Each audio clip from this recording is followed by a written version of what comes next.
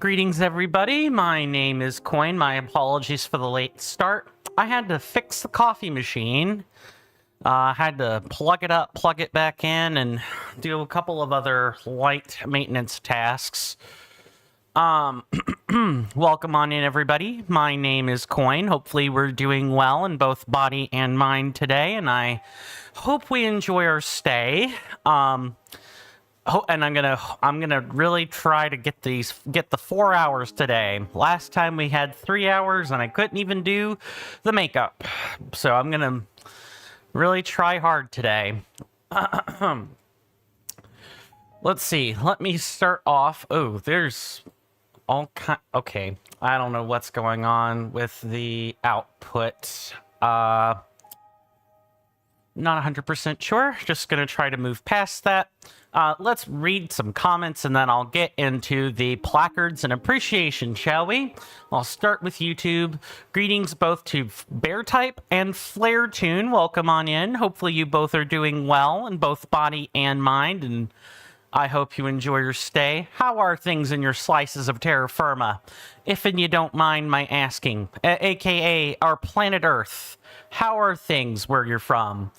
And then on Twitch, thank you to, or welcome on in to both Mr. Rasby and Mr. Jason. Hopefully you both are doing well today. How are things in your parts of the pond, so to speak? How are things on planet Earth, if and you don't mind my asking? Hopefully things are going well, because things are not going too well here in the US. Is what I'll say about that. Before we begin, it's appreciation time, so I would like to thank Mr. Monkey Funk 4D, Mr. Rowan Darcy, and Mr. Michael DS for their continued subscriptions during this time interval. I hope you guys enjoy all the benefits that come along with your Prime subscriptions. I would like to also thank Mr. Rasby for their continued Valkyrie subscription. Much appreciated. I don't have any patrons or one-off contributors, but I would like to... I changed the document and didn't change the picture. I know what happened. Well, I still don't have any one-off contributors either way, so thank you to everybody who has donated in the past or have used any of these platforms in the past. It's time to play the camera mini game. Are we all ready? Oh yes, it is camera moving time. I might be good here, maybe. Maybe if I can just get back in my chair properly. Yes, I think we're good here. Oh, nice to be back. I'm feeling a bit better. Damn new beard cut. It's actually one I had a long time ago.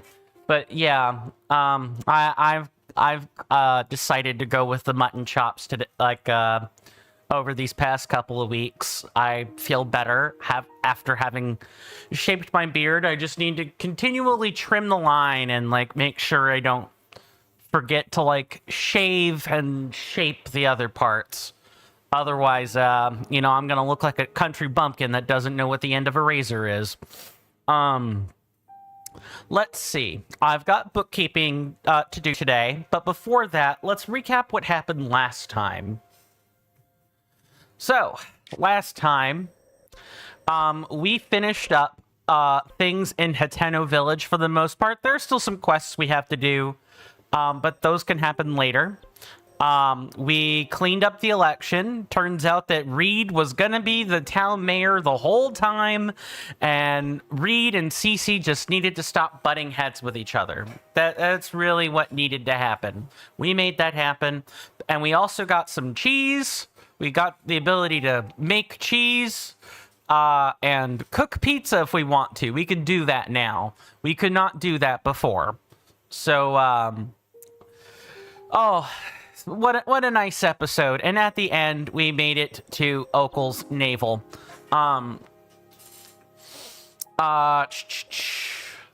Yeah, we collected one handful of Koroks, and then we pretty much cut stream there. That's basically what happened last time. Let's jump back in with some comments here. Mr. Rasby says, you also changed your haircut. You're shaving your head every week? Weren't you shaving it more than that before? Or am I being delusional? I'm probably being delusional now that I think on it. Okay. Oh, then I told you when I started. Think so. I know that was something that cropped up a little bit when you were streaming last time.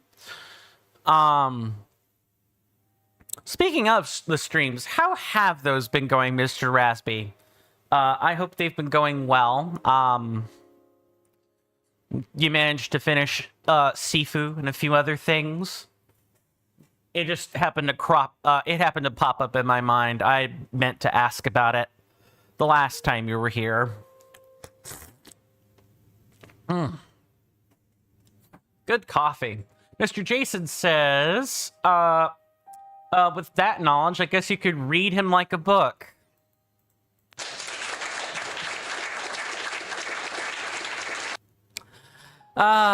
That isn't quite eye-roll worthy, but that was a good joke.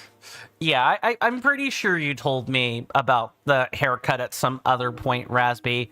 I could be memory holing it, though. Or, imagining other things. I'm hoping your memory's a bit better than mine on that one. Before we begin, we're going to... let me tell you guys about the resources that we have on hand, specifically the pertinent one for what we're currently about to do. So if you guys want to follow along as we collect all of the Koroks, we are going for 100% completion in the game. Okay, I feel like I'm a little bit off.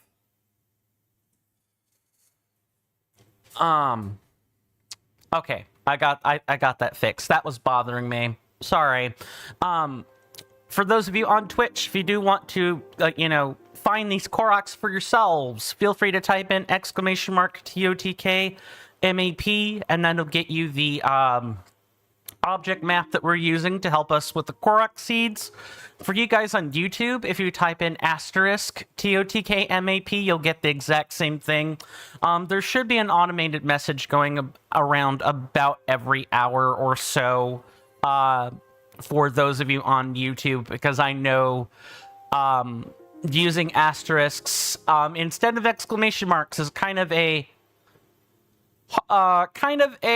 loop. It'll throw people for a loop, is what I meant to say.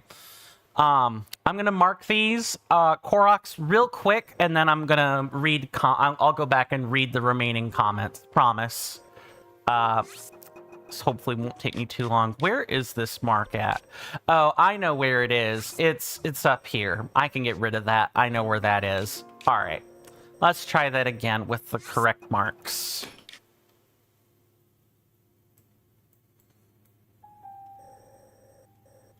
Is that... No, that looks to be the bluff. Yeah, that's the bluff itself. Okay. Probably like up here. And there's one. Ah, it's right. It's visible. It's right there. That's nice. And then we have the one here at Purifier Lake, where the Hinox used to be. And then we had a couple. We have more than 6 to get for sure. Let's see, one maybe over here. No, I can tell it's right here, and then there's another one right there. I think no, it's right here. Okay. All right, let me go and catch back up on comments now. The last one was pretty good, awesome, but setting up the webcam is a pain and pretty draining. Yikes! I'm sorry to hear that. I'm sorry that feels particularly draining. Yeah, changing setups can feel pretty exasperating. It's, for me, it's annoying to have to swap a cable. Like, swapping a cable's pretty easy. I can switch between recording, you know, the console like what I'm doing now and, you know, recording my computer, but I can't have both. It's definitely not the same thing, but I do get what you mean by one or more aspects of your dream setup are exasperating or annoying. I do understand that. You feel pressure to stream and you're trying to reduce how much you stream, or to be honest, not stream. You don't get much out of it. That's fair. I apologize if my comment maybe was a bit of a pain point for you then, Mr. Raspy. I certainly didn't mean to elicit something painful. I remembered that you streamed and was like, oh, maybe something has happened since last time. Something we could catch up on. Raspy goes on to say, I felt like I was a bit harsh when you joined my stream with the feedback. I wanted to ask if you felt like that as well. No, not particularly. You weren't viscerally angry. You didn't call names. You didn't engage in ad hominem or anything of the sort, Mr. Raspy. So as far as I'm concerned, you gave me feedback. It's I'm in control of my own emotions. If something makes me upset, I should talk about it, right? Like, that's part of being an adult. That's what adults do. Hey there, Mr. David William over on YouTube. Welcome on in. Good to see you. Hopefully you're doing well in both body and mind, and hope you enjoy your stay. If you don't mind my asking, how familiar are you, or what's your experience with Tears of the Kingdom? You've come in just in time. We are just about to start the Korok collection process before moving on to the caves and chasms underneath Mount Lanayru. And I always like to ask that question, you know, what's everyone's familiarity with the game that's on the screen, so that, you know, I can get a sense of where the conversation might, you know, needs to go. If you're new to Tears of the Kingdom, I can maybe talk about what it is, and if not, you're not new to it, then that's cool. We can just talk about something a bit more particular.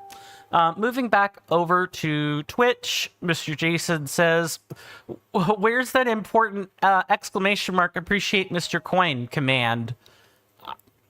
Working on it along with about 5 other different things, Mr. Jason, including probably starting two new series as like replacements for where the previous content series on Twitch or on YouTube and other platforms has been going as of late. Just feel like a clean slate would be good. Mr. Rasby says, got it. You'll mark that as overstating. Mark it however you wish. I just want you to know that if I have a problem, you know, for whatever reason, and I'm being passive aggressive about it, you should call me out on it.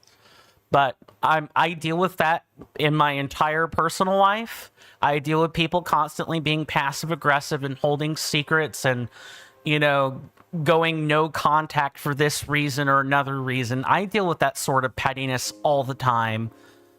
So since that's not something I particularly like when other people do it, I try really hard not to do that myself.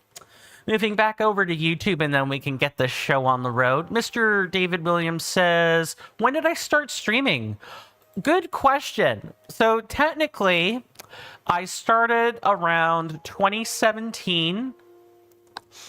Oh goodness. Okay, I need to stop what I'm doing. Mr. David Williams says, there's something I wanted to ask. Would you be interested in some custom graphics for your channel, like a logo band?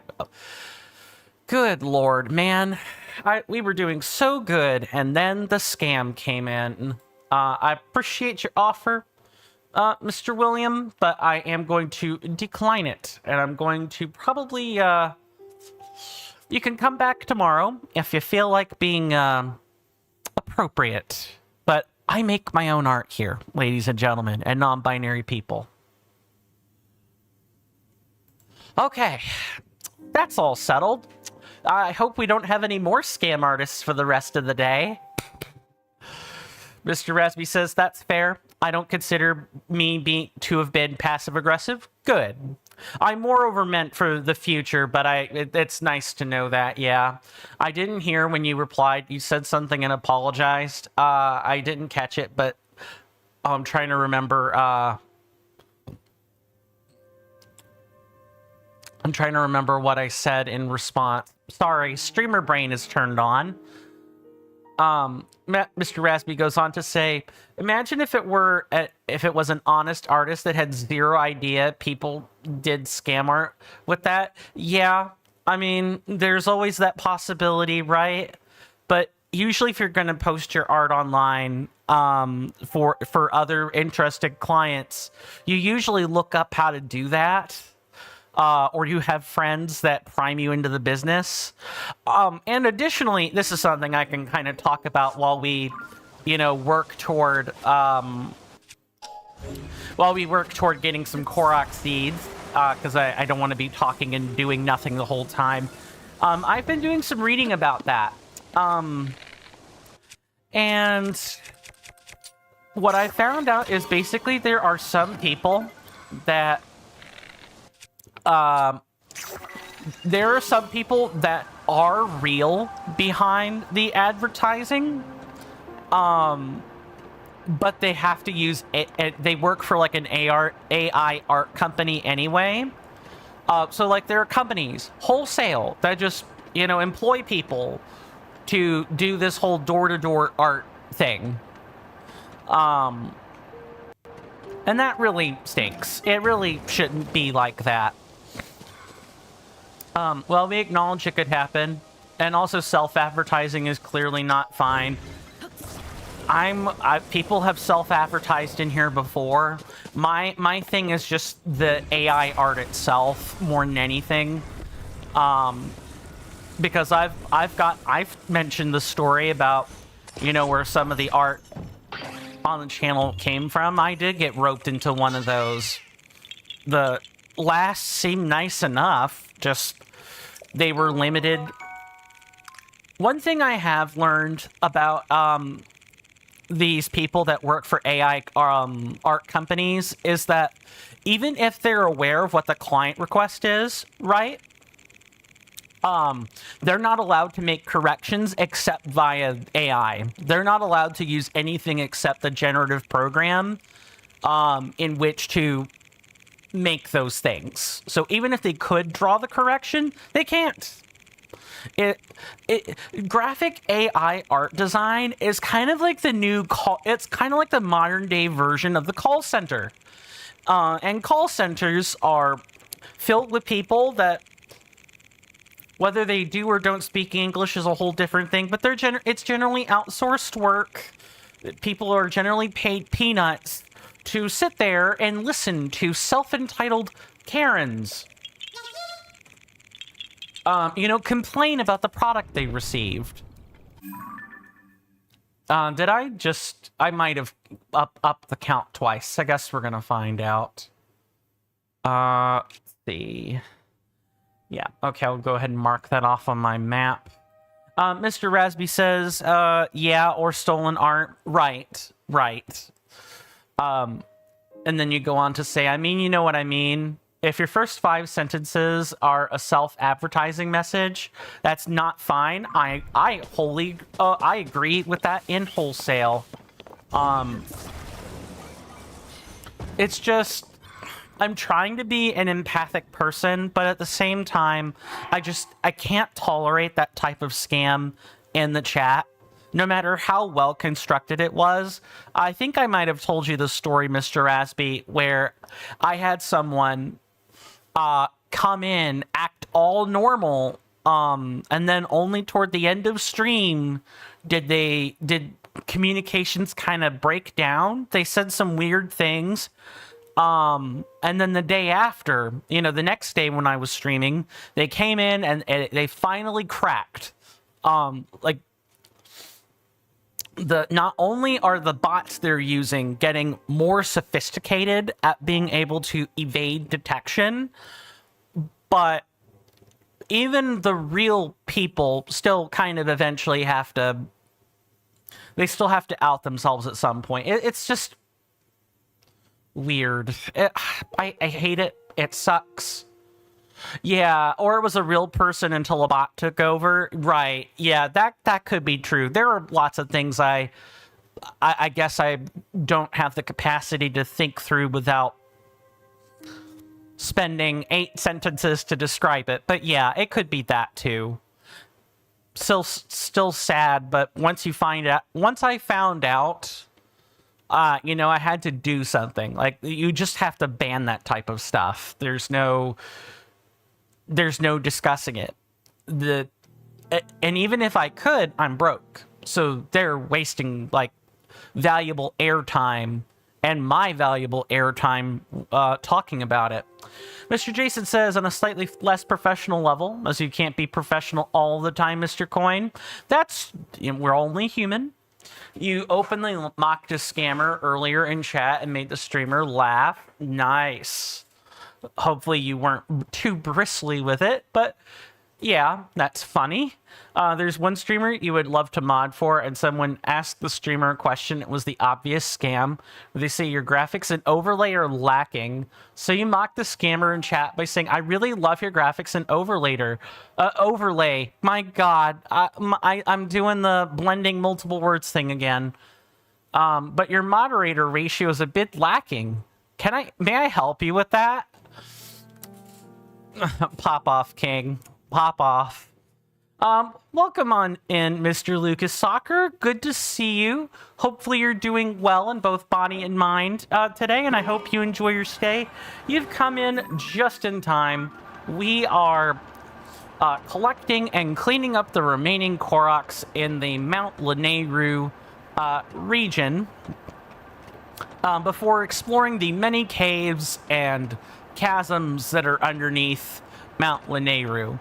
How are things in your, slice of planet Earth today? If and you don't mind my asking. I'm sitting here with a nice cup of Colombian with some creamer, and I'm feeling okay. My eye isn't bothering me quite as much as it was before. If I don't touch it, it's fine. If I do touch it, it could be a problem. Mr. Jason says, yeah, that's what you said to the streamer. It made them laugh. It did. It was, in fact, funny.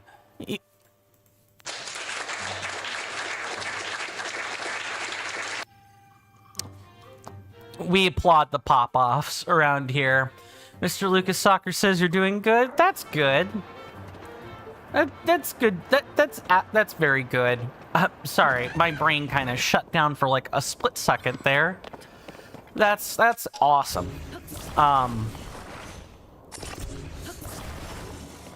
Okay, I just need to position this like so. No, I need to do more is what's happening. I gotta like... There we go. That didn't take too long.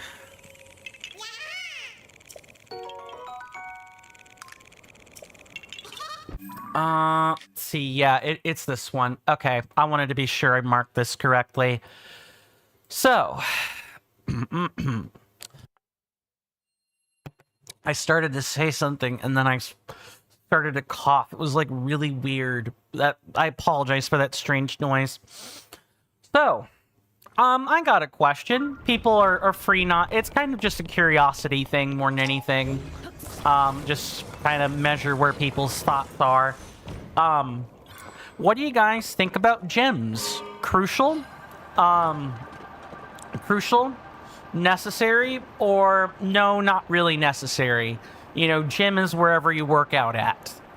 I was typing on a subreddit today, where men tend to congregate, and someone was like, someone help me find my motivation for the gym. And, I complimented them and told them they worked pretty darn hard on what they had and they should feel happy about it. But also, if you do want to bulk up, you kind of just have to keep working at it. You'll get there eventually. Typical platitude type stuff.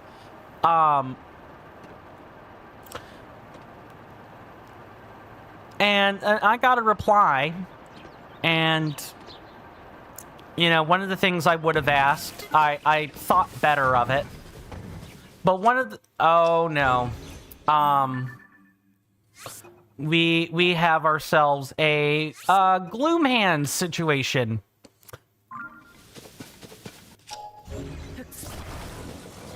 I'm just gonna, like, get that out of here for, like, a split second. We're gonna save.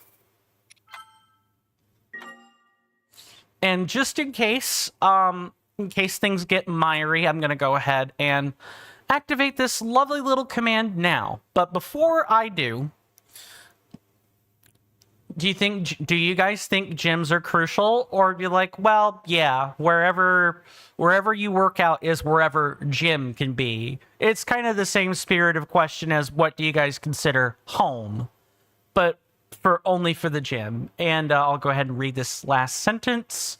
No joke. Now, though, in some channels, you have a command that informs a streamer that you're typing an entire novel. That's fair. And then you go on to say, you have to be very careful, though, Mr. Coin, especially in Reddit. You made a joke in chat earlier today, and they ended up crying and getting upset. So I chose to unmod and needed to get away from people like that. Interesting. Mr. Rasby says, well, yeah, wherever you are is wherever you are is wherever your germs are, but it is also wherever your gym is. Yeah. You also joined a duck cult. Nice. Oh, that's yours. That's a nice looking emote. It's quite cute. It's pretty cute. You can tell me a bit more about the duck if you want, while I'm locking in to our good friend Phantom Ganon. Mr. Jason says, yeah, I thought they were a friend and knew that I was joking. Sometimes, especially with people like me, right? You know, I'm autistic. I'm on the spectrum. The fun word people say these days is spectral. As a spectral, you kind of have to, you know, give us a little bit of a heads up. Some of us are better than others, but if you're gonna make a joke, you kind of have to do a lead up. Some people don't understand or can't understand sarcasm. Oh goodness, there's just a whole bunch of people popping in. My goodness. Greetings, Mr. Coin. I'm glad you were able to find strength to stream today. Thank you, Mr. Shiny. Welcome on in. Good to see you. Hopefully you're doing well in both body and mind today, and hope you enjoy your stay. We're just about to fight a Phantom Ganon, and I kind of wanted to lock in for that. Mr. Rasby says, essentially there's an inside joke in a new community you spend your time around. Nice. Nice. The inside jokes are fun. Mr. Jason says, I'm also on the spectrum, so you definitely understand. Yeah. I find that I am attracting a lot of people on the spectrum, and that's awesome. I don't know. Mr. Rasby has mentioned this phenomena again and again, but it's sort of like once you pick that out about a person, you just tend to attract all of them, which is awesome. I will always do my best to be a space for us spectrals to hang out and talk with one another. Mr. Shiny says, I have ADHD with slight Asperger's. Yeah. Without me frying my brain in half, so you understand the struggle at least a little bit. I see. Yeah, I have friends who are both on the spectrum and who have ADD, and I actually wouldn't be surprised, based on my tendencies, if I don't have undiagnosed ADD myself. I did have, I was on Depakote sprinkles as a kid. I remember them pretty not fondly. They were very bitter tasting, gained a lot of weight over it. Pretty sure the Depakote is given to people who are considered to have attention deficit, but I could be misremembering my pharmacology. Mr. Rasby the player says, there are many such duck emotes and received a free one from an artist within the community. That's awesome. Let me go ahead and just do that real quick. That's awesome. So I imagine it's a duck themed community. That's really nice.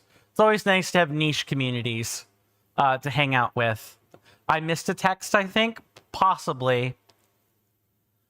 Oh, we have to stop Coin from playing. I think that's the text you're referring to. Let me know if that's not the correct one I'm referring to.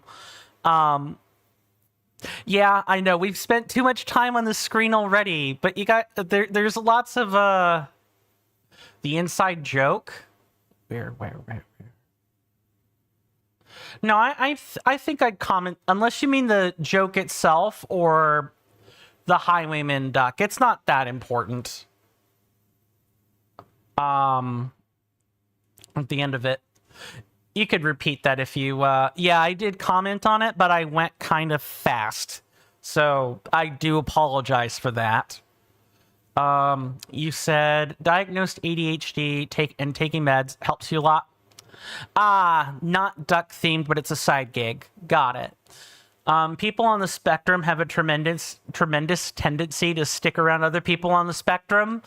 So just being here and yeah, exactly. Just being here and enjoying your time. Big sign from me. Thank you. Mr. Jason goes on to say, unfortunately, Mr. Coin, they were a former TCC client. They're now effectively immediately banned from returning. People only join the TCC once, as it is invite only. So there are no second chances. Got it. I hope that I don't do anything. I'm gonna do my best to not do anything to get thrown out, but good to know that that is particularly razor thin policy. Mr. Shiny says the main problem you have is it's difficult. Oh, I think I missed something you said. Hang on. Nope. Okay. I could have swore I missed a text. Oh, I mixed up a later text in a previous one. The main problem you have is that it's difficult to get me to do something. You get distracted way too easily, and you tend to suffer from burnouts. Same. I don't suffer from them nearly as bad, but oh my god, once the chronic burnout train, once the burnout train comes, it never seems to stop. I can't tell you the number of times I've started LPs and then shelved them because, not because I get bored, but stuff routinely happens, knocks me off my game, and then I never can quite seem to get my mojo back for it. So I end up shelving things. I know exactly what that's like. It's not the same, but I know the idea well enough.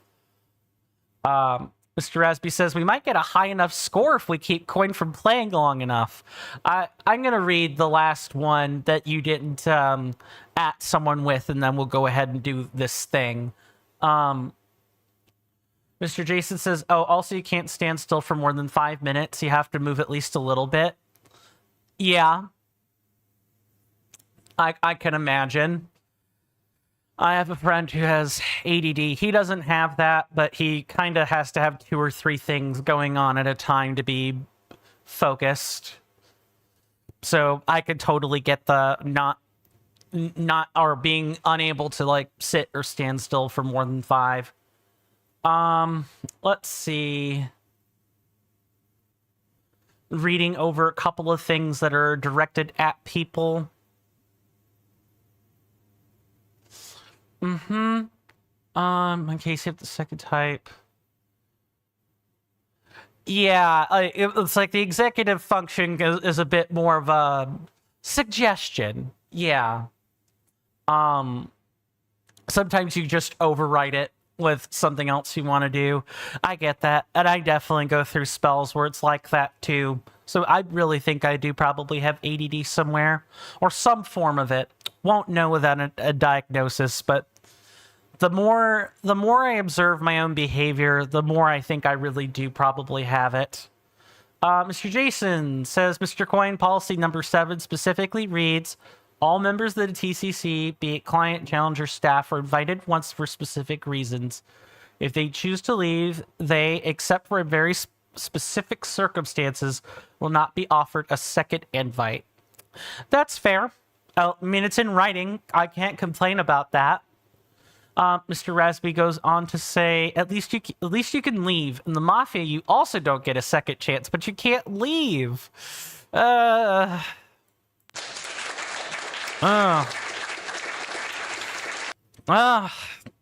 Yes, insert grimace emote here. This is the last one I'll read. Mr.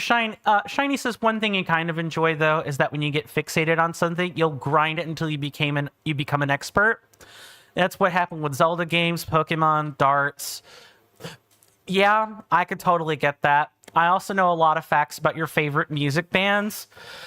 I wish I'm not quite as focused of a Rolodex as that, but I know things about voice actors that nobody cares about, or I know the names of voice actors that nobody really cares about, or I could tell you for the most part how Magic the Gathering works, or lots of things about Elden Ring. I very much get that whole, you become fixated on something and you grind it until you know it. I totally get that. All right. I will read all of the remaining comments when we get done with Phantom Ganon, because I have spent 30 minutes just chatting with you guys. I really feel like I should just do a just chatting every so often and kind of capitalize on this lovely community of ours, among other things. You can go ahead and press this nice key now.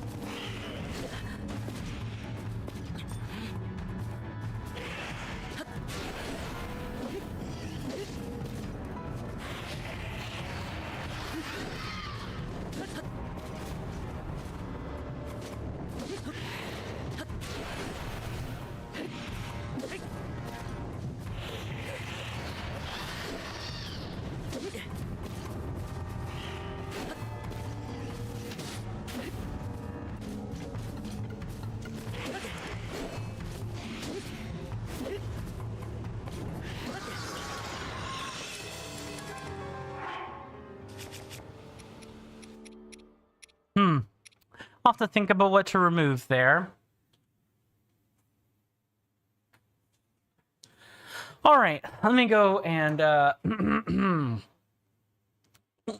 let me go and actually finish reading all of these. Mr. Jason says it's incredibly rare that people get kicked from the TCC. Yeah, I get the feeling that that's the case. So it's only in exceptional circumstances, of course. And then you go on to say, for your autism, you have lists on your computer that compile all the video games right down to a number of individual model numbers for styluses. Fair. I don't have that level of precision for anything other than the client work that I do. For my client work, for my housekeeping, I keep a list. I keep a document of everything, not everything that my clients have ever said, right? Nothing like that, but you know, it includes all of the observations I would have made about them. I tend not to keep that in a written document. Nobody has access to it but me, but it's all of the changes, all of the net changes that have happened over the course of, you know, sitting for this client or that one. That's about the only thing where I have that level of precision. The rest is more like, you know, shrug. Mr. Raspberry says, I have more boring skills. You have high dex. I wouldn't say boring. Yours are more spread out, not boring. You have high dexterity, and you are also one of the few super technical people who are also into mental health. Ah, yes, the tea house. When I am done potentially doing something that could endanger my life, assuming I'm alive, I will definitely be back to the tea house. I left for a short time. I'm not sure if I'm going to go through with it yet, but I feel like there's something I really need to do. Something important. Mr. Shiny says, if I had to be honest, if a certain group emphasizes it being a family, it puts you off a bit. Yeah, like, not murder. Okay, I'm not signing up to be Luigi Mangione. That's not happening. No. It's more like I feel like I need to find a group of people here in the US that think kind of like I do. You know, find a community. I don't really have that. I have my family, I have my friends, but, well, my family and friends are not are not known to harbor the same opinions on things that I do. And I don't need an echo chamber, but it would be nice to find people that are a bit more in my ideological wheelhouse. I don't have that.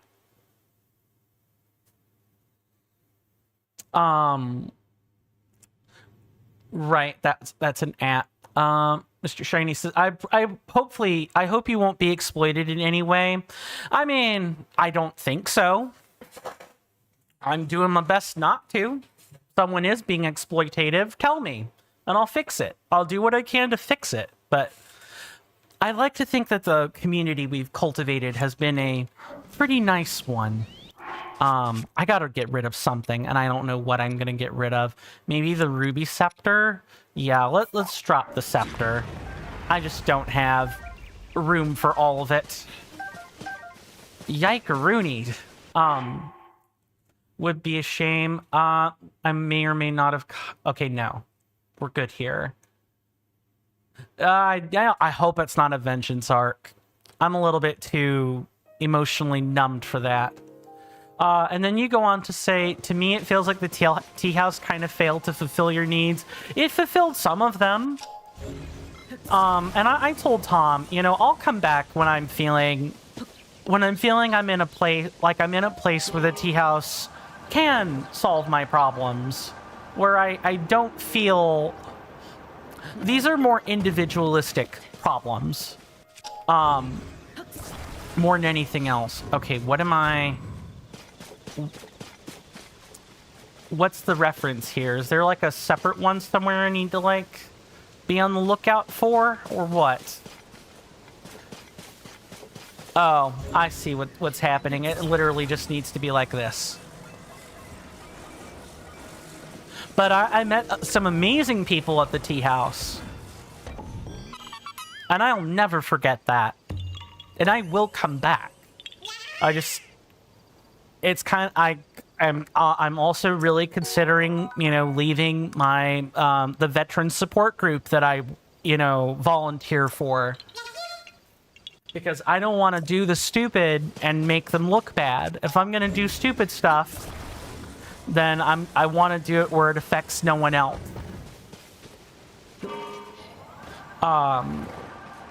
Mr. Shiny says a little bit of both is the best case scenario. Also, I need to, like... mark this and switch gear here.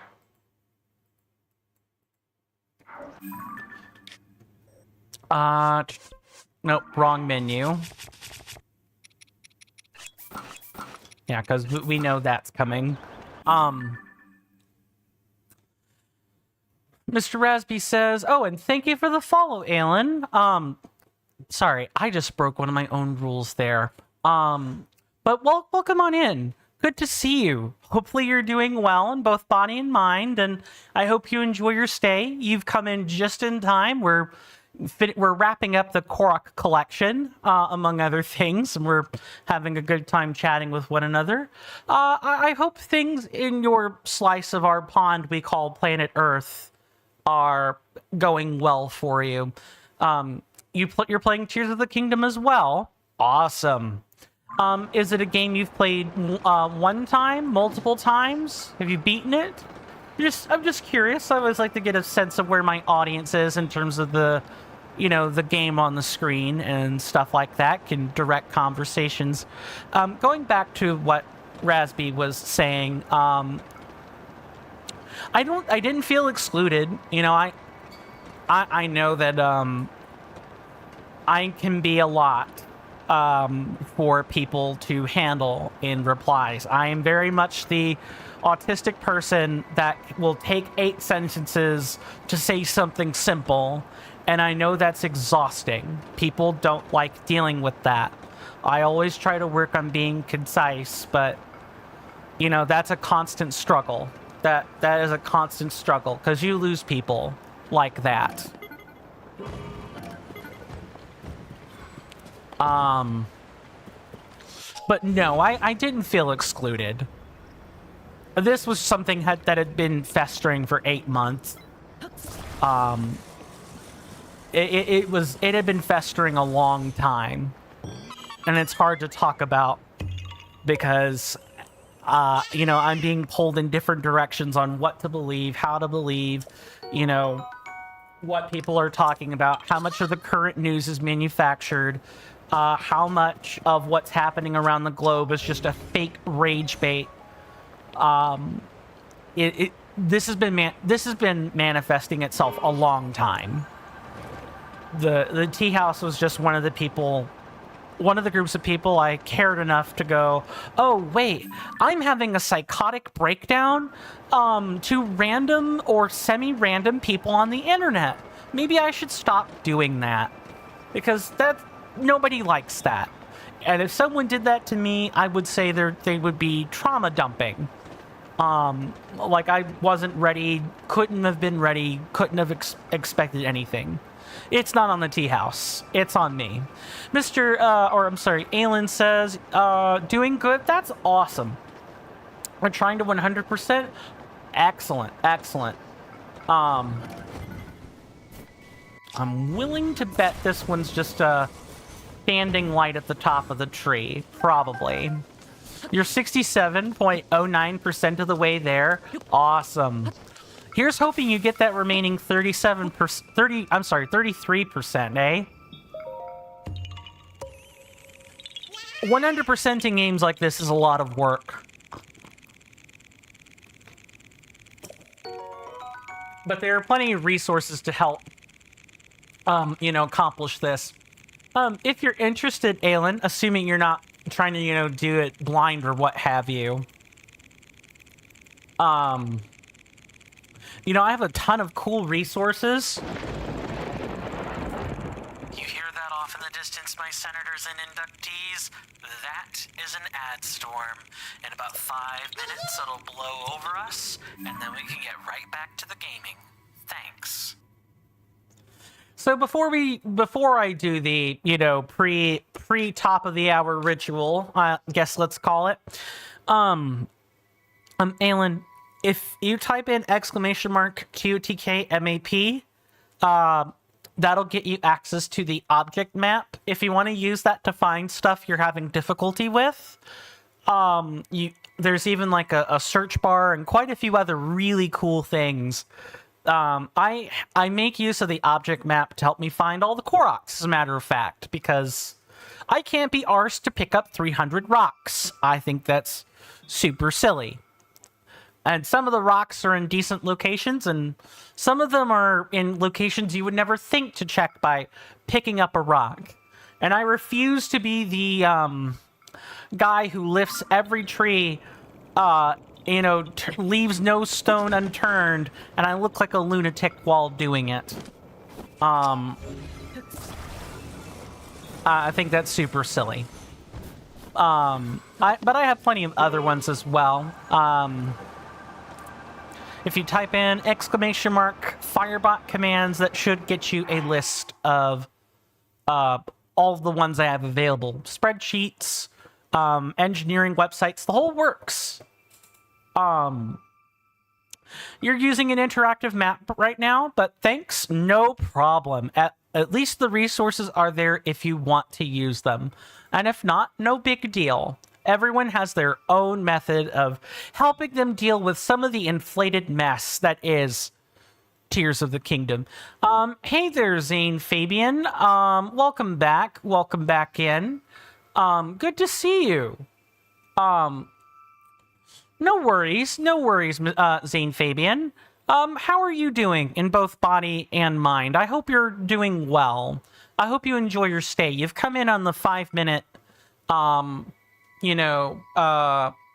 preamble before our commercial break. Speaking of which, actually before that, Mr. Shiny says, okay, Mr. Coin, you'll try to check in later. No worries if you can't. You have to go for now. Thank you so much for stopping by, Mr. Shiny. Your presence is much appreciated. Do stay safe and do take care of yourself, my lovely senator. And rest well, and I hope I'll see you back sooner rather than later. If not, have a good rest of your day.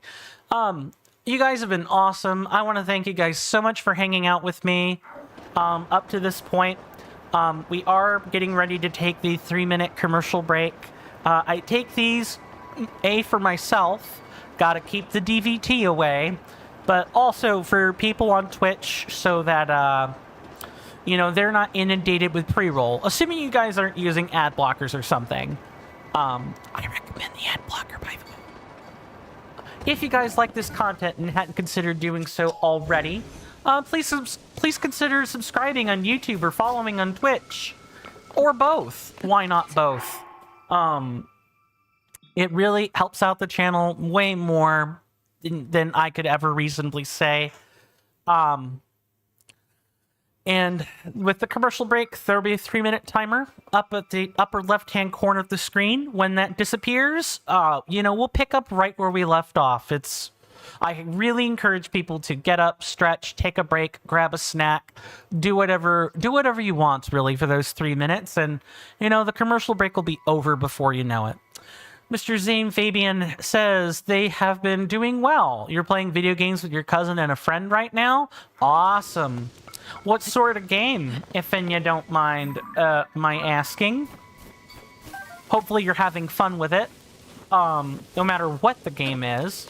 And I hope you and your cousin and friend are all having fun together. I think that's the most important part. Another standing light. There are going to be a fair few of these in the mountains. I'll absolutely take that.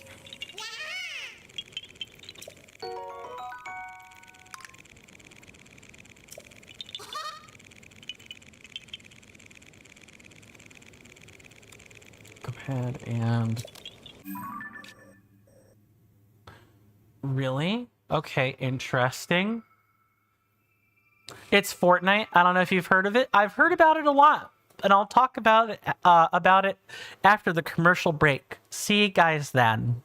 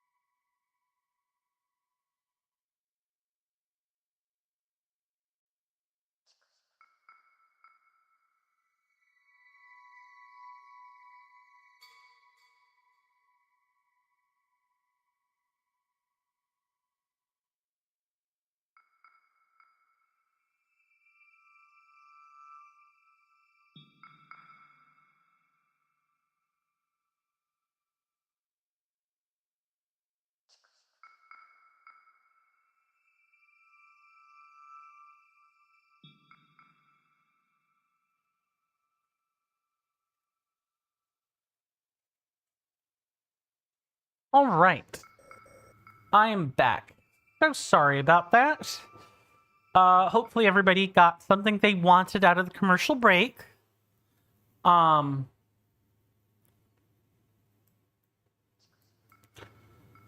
back. Thank you, Mr. Monkey Funk.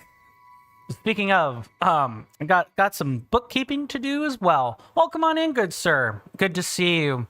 Hopefully you're doing well in both body and mind, and hope you enjoy your stay. If you guys don't know who Mr. Monkey Funk is, please do check him out. He works really hard on the content he makes. He's a variety entertainer, much like I am. He plays almost anything, really. Way more than I do. Everything ranging from Yakuza to Metal Gear Solid, which, Elden Ring. So many things. So many things. Do give his channel a follow. Here comes the shout out now.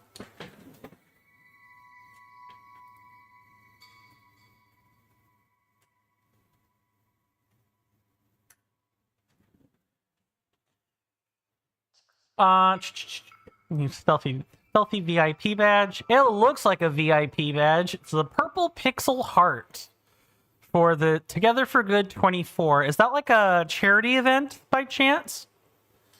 Let's see. Mr. Monkey Funk says too many things, maybe. You know, the people that are there for you are going to be there for you. Though you could always lock in on something specific if you wanted to.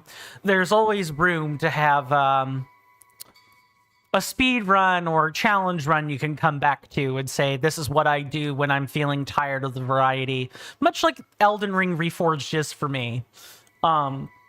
It's certainly something I like having on the back burner that I can come back to later. You ask, how have I been? Since the last time you've come in, I've been up and down. Sickness has been taken care of. Yeah. In bits and pieces. Yeah, still dealing with the same bloat, but that's gonna be what it's gonna be. My right eye is still sensitive, still sore. I can't tell if it's a reaction to having air puffed in through my eye or if there's something else. I'm kind of in a holding pattern on whether I think it's conjunctivitis or like an ocular allergy. You actually can have those. It's really quite infuriating.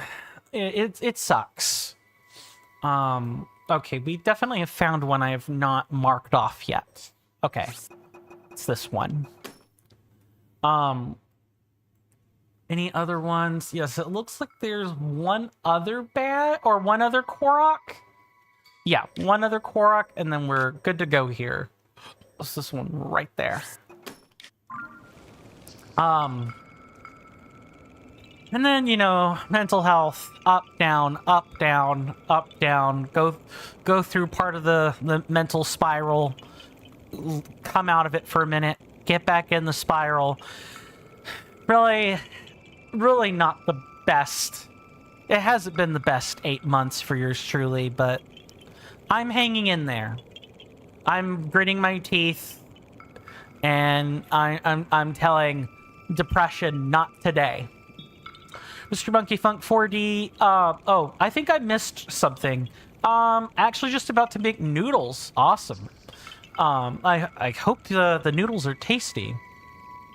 Let's see, go on to say, I think it's a charity thing. I had to replace a really old badge. Probably. It looks like it comes from a charity event.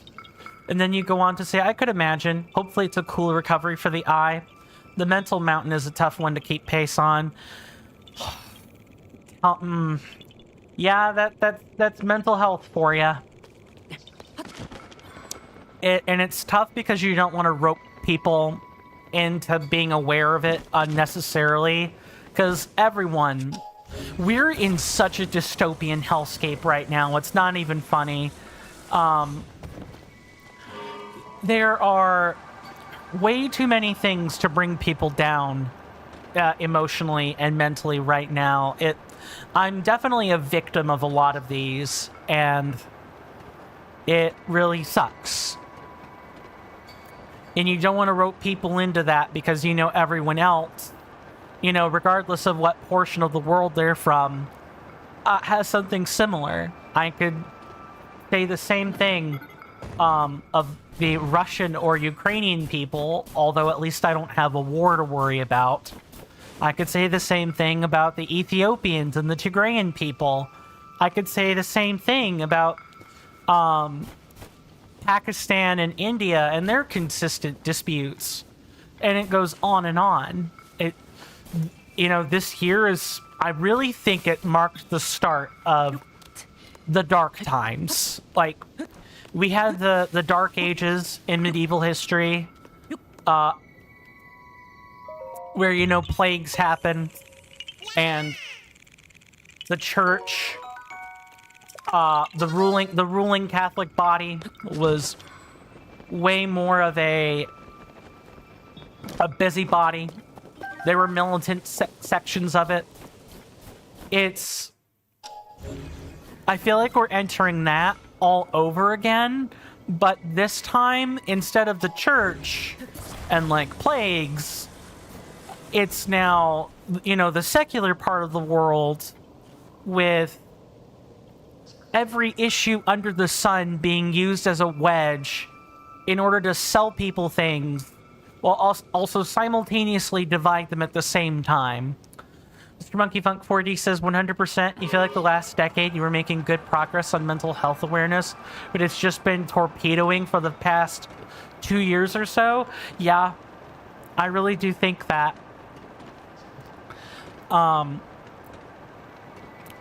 It's not a phenomena unique to Trump or, you know, to any of the other regimes around the world. This has been happening a while.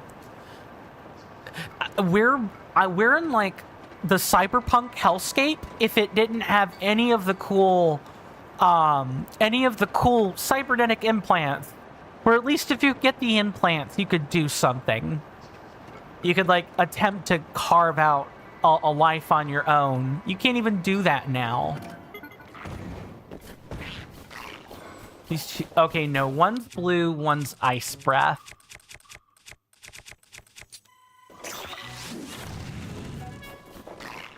Oh, wait, what? I'm sorry, what? Yeah, that one's an ice breath. Oh, they must have been blocking. Nice try.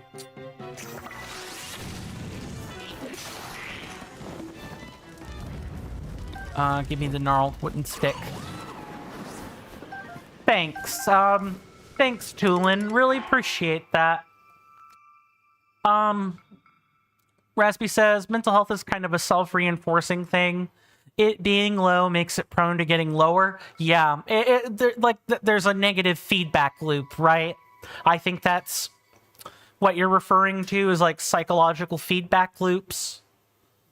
Monkey Funk 4D says, just let me have my gorilla hands, like in Cyberpunk. Yes, let me have the ocular eye implants and the neural jack already. I know neural jacks are not a Cyberpunk thing. They're a Shadowrun thing. But that's often been a fantasy of mine is, you know, jacking into the net to kind of see what it's like inside the data stream. That's always been a thing for me. If I've always wanted to run a Shadowrun campaign, I just don't have the books or materials for it. It's a pretty cool setting. Mr. Rasby goes on to say, you actually have no idea. There are lots of issues, but there are also lots of good and help. Oh, well, right, there are ways to combat it. But I feel like if you don't have any way to combat the mental health spiral, you're really only going to go downward, in my honest opinion. Raspy goes on to say, I'm teaching people programming and helping friends get jobs. Awesome. That's awesome. And I hope like having a stable job and consistent income can definitely also be part of like the apathy doom spiral. Because I mean, I have gig work, but definitely not 100% consistent. It's this tree right here. I hate to say that the 15 years of college were kind of a waste for me, but I came out of it with nothing but debt. So I have a lot of... It's just a lot of personal stuff that's dragging down my health as well. It's not even just the current way the world is. There's personal stuff factoring in too. Okay, speaking of personal things, it is finally... I'm gonna go to a shrine and verify our Koroks seed count, and we can go from there. In 1 to 2 days, you want to do the mental health support group. At least you and Tom are working hard on it. Yeah, I hope that goes well. You and Tom have been working pretty hard. 455. Yeah. 1 to 2 years. You want 1 to 2 years. No worries. Yeah, I know you and Tom have been working really hard on that, and I hope people are getting something out of it. I usually, whenever I've had a chance to, like, at least thumb through and see what the activity in the Discord's like, I see like 4, 5, 6 people in there, you know, chatting it up and working on something. It's really good. We're gonna drop that, and we're going to fuse this with the sword. There we go. Much better.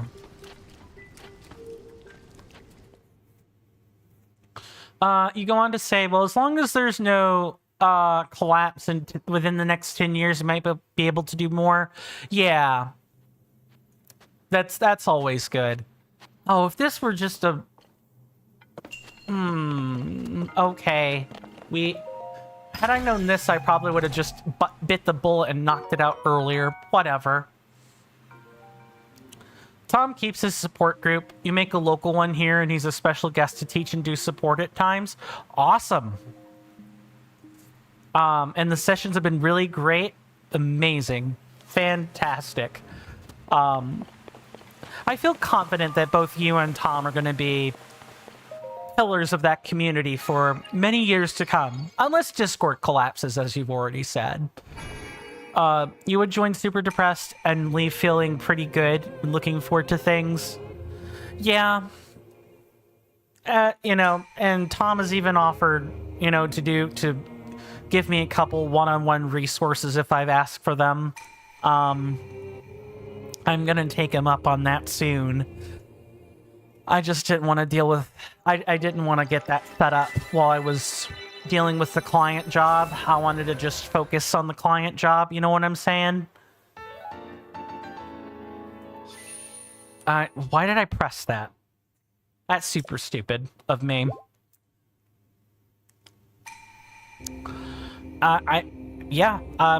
It's... blah, blah, blah, blah. Okay, let me not short circuit, which is what I'm doing right now. All right. Short-circuiting over. In regard to the looking forward to things, I guess you're talking about your general outlook on life, right, Mr. Rasby? Like feeling better about life as a whole. That's good. I hope you continue to have that zest for life, and I'm sure that the support group is in large part, you know, how you're sustaining that. Don't be like me. I'm the result of, you know, not having shelf-stable support systems.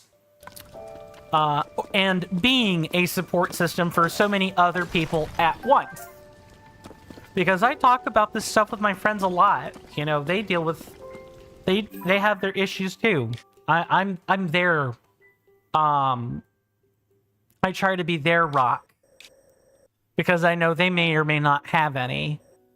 But I guess in the midst of that, I've sort of eroded my own health, maybe? I know there's a term for this, where you're like, You're helping everyone else out in terms of mental health. But your mental health, like, takes a nosedive as a result. I know there's a concept for this, and I'm just not remembering what it is. Let's go to the tower.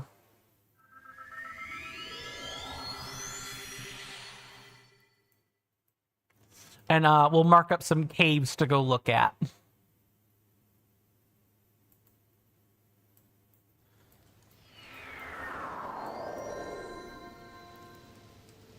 So let's see, we have that one I marked there. We have Okel's Navel, which we should really probably go do first.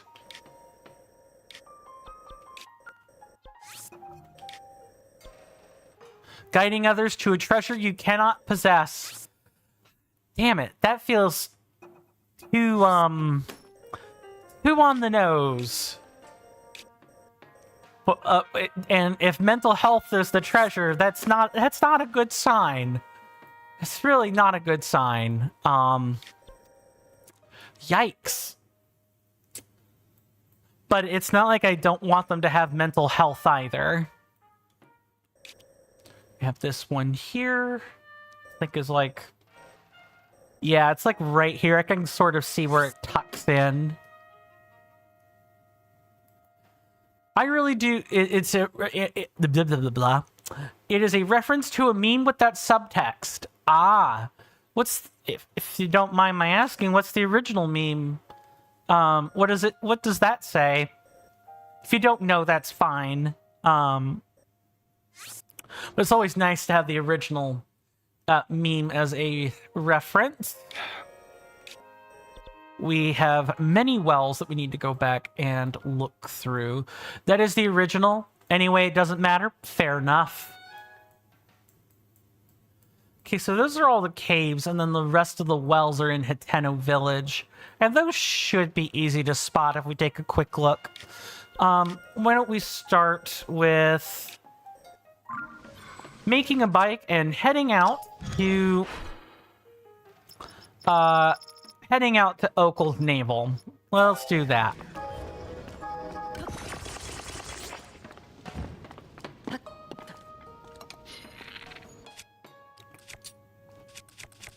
And we want this one. And one more.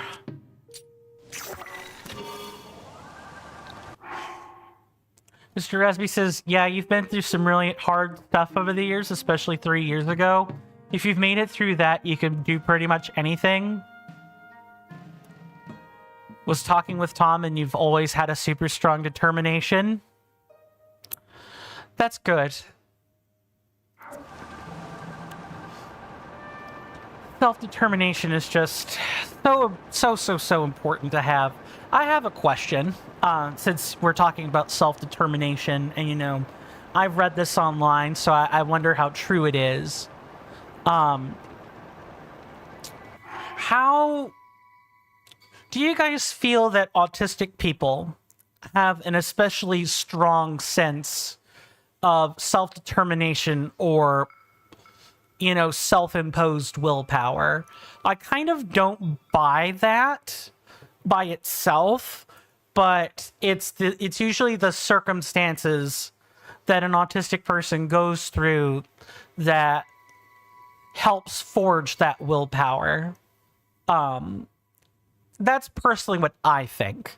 Welcome on in, Soda Science. Good to see you. Hopefully you're doing well in health and spirit, and I hope you enjoy your stay. Outside of that conversation you walked in on just now, we are getting ready to explore the caves and chasms in the Lanayru mountain region here in Tears of the Kingdom. Hopefully you're doing well today. And if you don't mind my asking, what is your level of experience or familiarity with The Legend of Zelda Tears of the Kingdom? Have you played the game before? Beaten it multiple times? Merely curious. Mr. Resby says, it might be interesting to explore what value you have in knowing that. Like, sit down and actually think about it. Yeah, like, meditate over the whole thing. I could certainly see that being a worthwhile exercise. Soda Science goes on to say, as a member of the spectrum, it's definitely certain situations that bring out your determination. That's fair. Yeah, I'm not self-determined all the time. It's the thing that brings out my self-determination more than anything is, you know, not having my identity or my actions being dictated to. I'm especially not a huge fan of following orders. I'm more than capable of doing that, but I get almost indignant when people, especially, you know, when people ask me to do things that might commit a crime or break the law. I get really upset about that.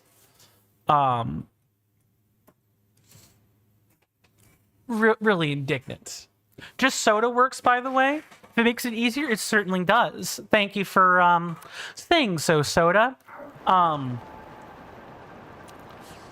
usually formal with names until someone says something.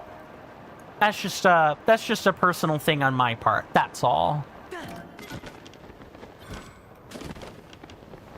And I know we're going to be going into this cavern soon enough, but I'm gonna wait for this to come back. You've said Soda goes on to say you've beaten it a few times. Awesome. We're working on completing the game 100% as a live playthrough. So it's nice to have people on board that have beaten it multiple times. I get a lot of people that come through here and have beaten the game multiple times. That's always really cool.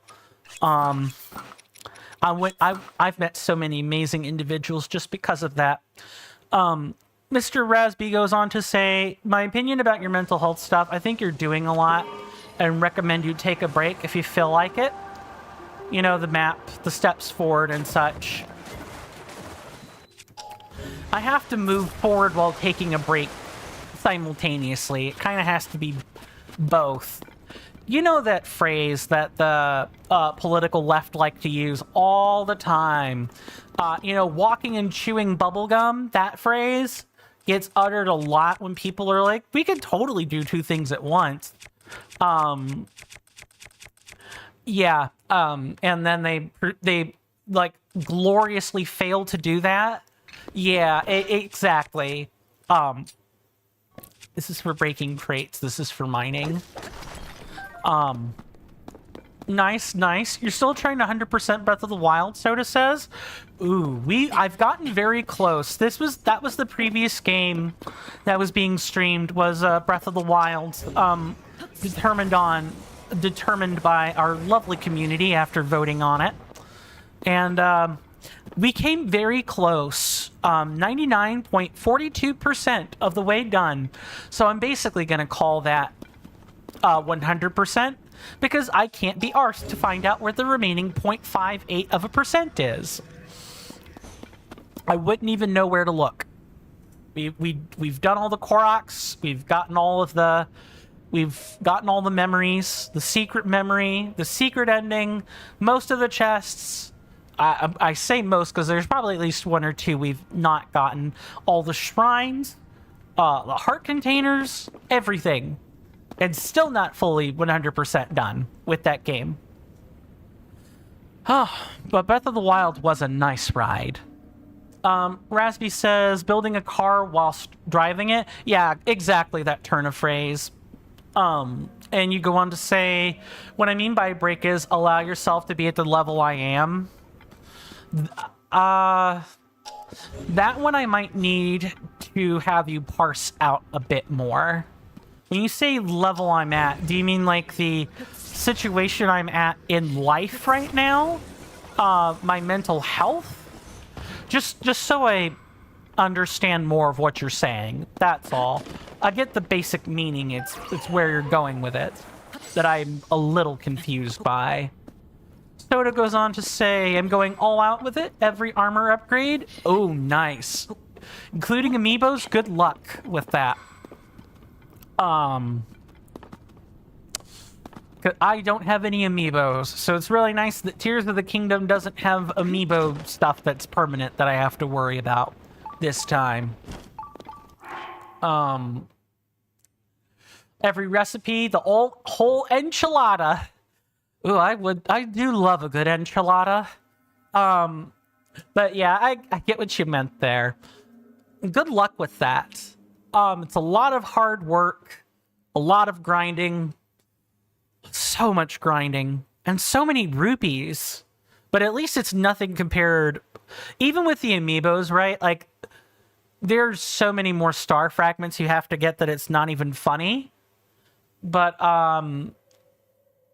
at least that's just a matter of time.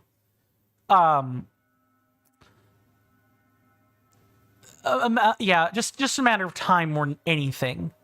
The amiibos blocking your way make it worse, in my personal opinion. Apparently you have to discover every specific map location for 100%. Yikes.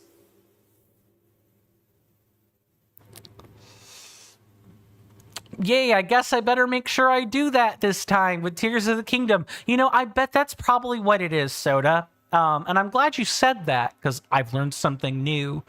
Not discovering a location counting as, you know, part of the 100% means that we should make sure we've discovered everything here in Tears of the Kingdom so that that doesn't crop up again. Aelin says, I love how in Tears of the Kingdom, Hestu's gift is an even bigger pile of shit in Breath of the Wild. Yeah, tell me about it. Man, don't we love a nice long-running scatological joke? I love those.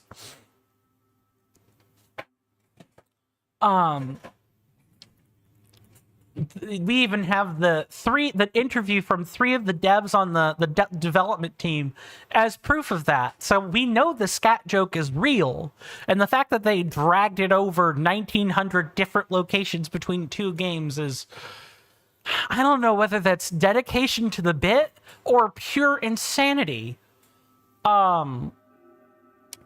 Rasby says, if you self-attack or self-pity yourself over some stuff, being honest about it and allowing yourself to be a mess when you are one. Okay, or allow yourself to mess up. That's fair. You're aware of your own imperfections and your humanity, right? Yeah, I totally get that. Let me not do that. Soda says, at least that's what you've read. Fair. I could confirm that, but that sounds correct. You don't get 100% in Skyrim unless you discover every location. You don't get 100% in Castlevania unless you map all the tiles. Like, it makes sense. And it wouldn't be the first. Breath of the Wild and Tears of the Kingdom would not be the first open world games ever to require discovery of everything to get 100%. You go on to say, how big do you think it'll get before the joke gets flushed? Yet another spinster in our midst.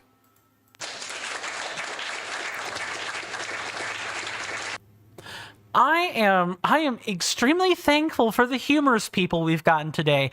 I have the personality of a wet mop sometimes. That, you know, and I too could use with a good cleaning, you know, to rinse out all the dirty jokes, or and by dirty I mean stale jokes. I'm not always the funniest person. I'm the person that tends to get laughed at or laughed with for doing something more than making a joke to be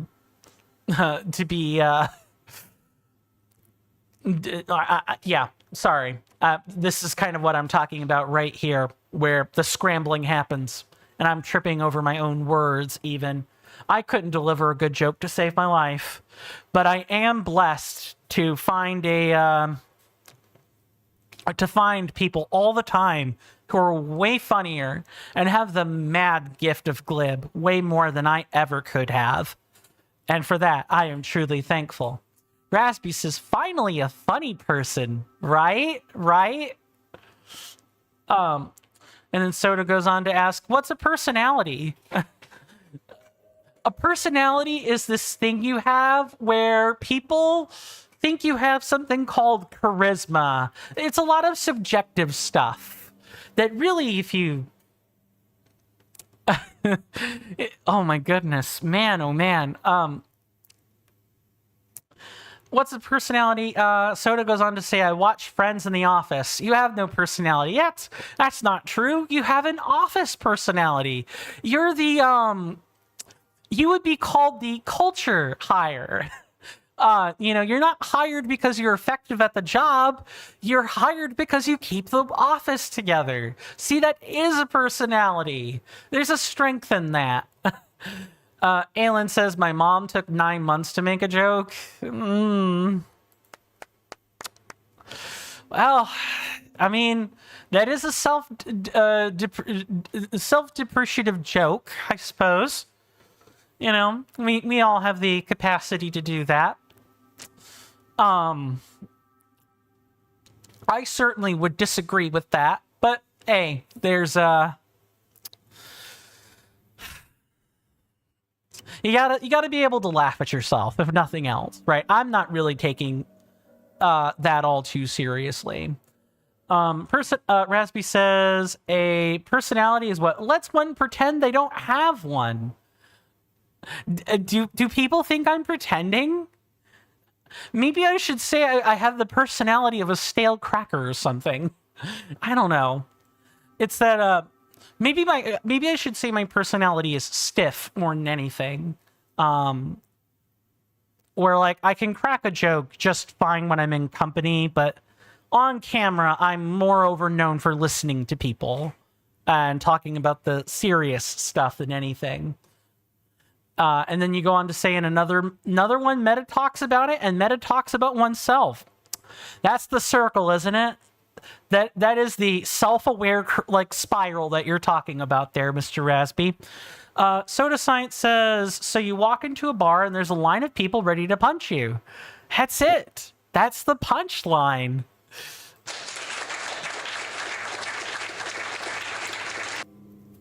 We have so many spinsters. I can now say I have 5 or 6 people capable of spinning a really good joke. That's awesome. All right, let's get this show on the road.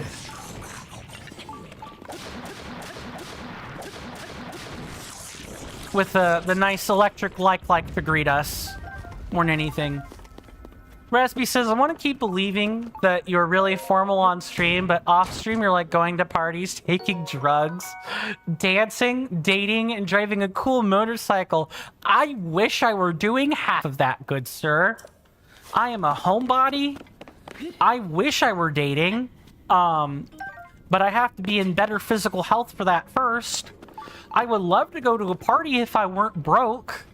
I'm white.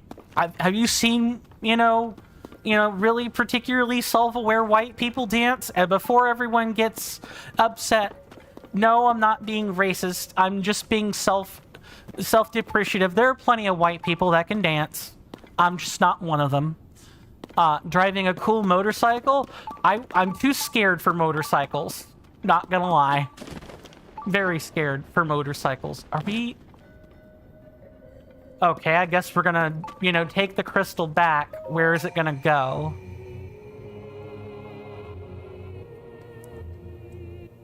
And taking drugs, I could never. I can never. I'm surrounded by too much of that. Smoking, drinking, and those are just like the soft, acceptable drugs, right? I've had people in my family history do more than that. That could never be me. It just couldn't be. That has the potential to go in such a self-devolving spiral. It's not funny.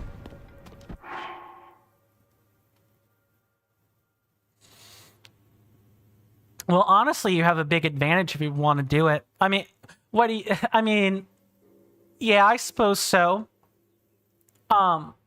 Soda says it needs to go over the hill and through the woods to grandmother's house. It does need to do that, yes. I really need that particular sound just hotkeyed. I need to do that so I could have that on command. Accessing the OBS soundboard extension's a little bit much at times. Just too many clicks. Too many clicks.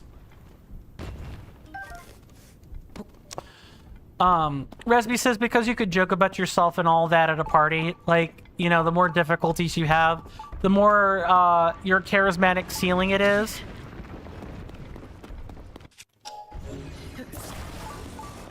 Oh, you know what? I should just wait for a rock to, like, yeah, see, just like that. And just let it sit up there and clog a bunch of rocks at once.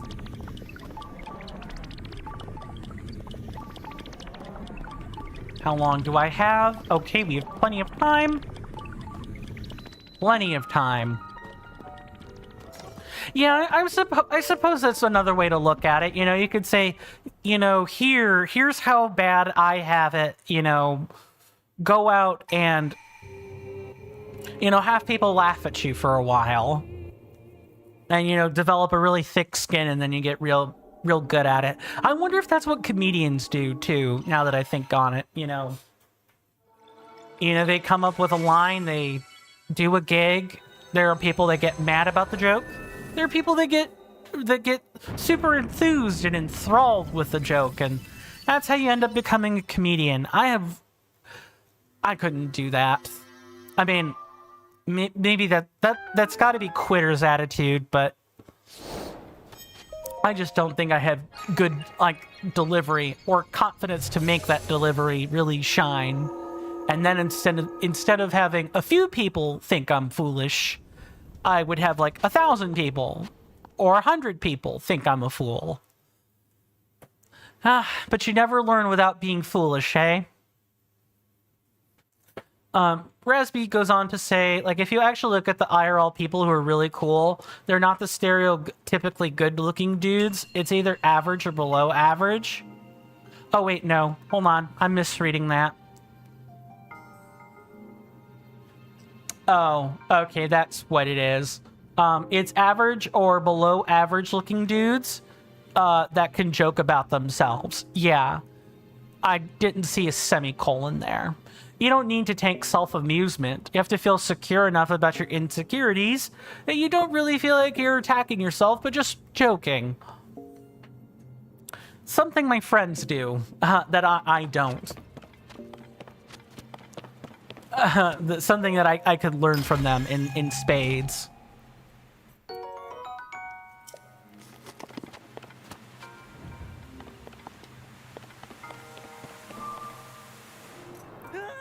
Dang it. I was trying so hard to drink a huge gulp of coffee and use my stomach to steer the character to the correct spot so it could press A and drink more, but that didn't work too well, not surprisingly.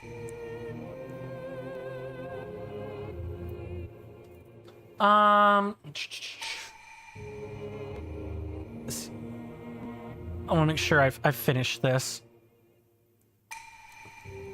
Other people have no reason to believe you're actually stupid or anything. Yeah.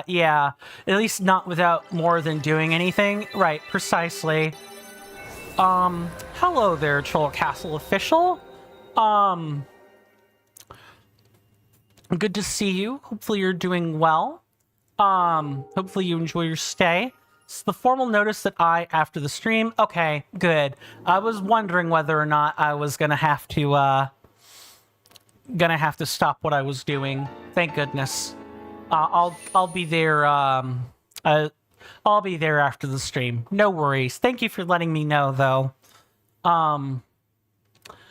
Raspy goes on to say, I could joke about me trying to be smart to make it in front of to make people, trying to be smart to make people like me. But to be honest, I don't blame you if it's difficult. Just took you a long time to be able to joke about you thinking that you're smart. Oh, the capture card just crashed. What happened?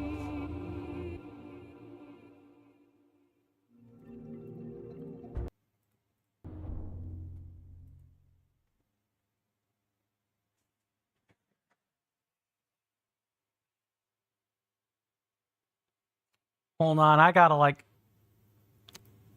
This is very weird.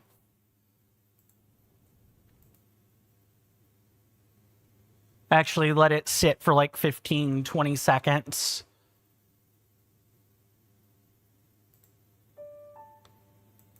Okay. Not sure what the heck was happening there. Thank goodness we fixed that. Let's see. Soda says you're trying to learn Wind Bomb. Awesome. Awesome. I hope that goes well for you. Well, I'm not personally intending to glitch the game or anything to like complete it. I do want to talk about that sort of stuff too.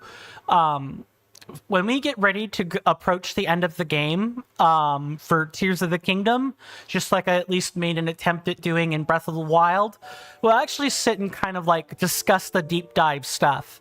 Through the Cutting Room Floor website. You know, I'll have some posts dug up on Reddit about people that have found interviews, you know, either with the VAs or with the dev team or maybe even Al Numa himself, so on and so forth. And we'll also discuss glitches as well. If people have any footage they want to submit for that sort of thing, you know, themselves doing a glitch, I would be more than happy to collate that into something we can look at and talk about. I want these LPs to really be the we're doing as much of everything as we reasonably can before we move on to do other things. Let's see, Mr. Jason is... Yep, welcome back. Yeah, it's the official account. It's not, that's not Jason himself. It's usually one of the other officers coming in to answer the question that Mr. Rasby had. No, it's not a mafia. It's just a really well-structured corporate Discord, or a corporately styled Discord. That's the best way I would be able to describe it. Speaking of descriptions, we gotta find out where the bubble frog is here at Okel's Naval. We don't want to be forgetting about him. I want to do a better job at making sure we don't miss any one of these. I wouldn't be surprised if we found a way to miss one of them, but... Okay, I have to know. Is this just a weird structure for a reason, or... I get the feeling this takes us outside.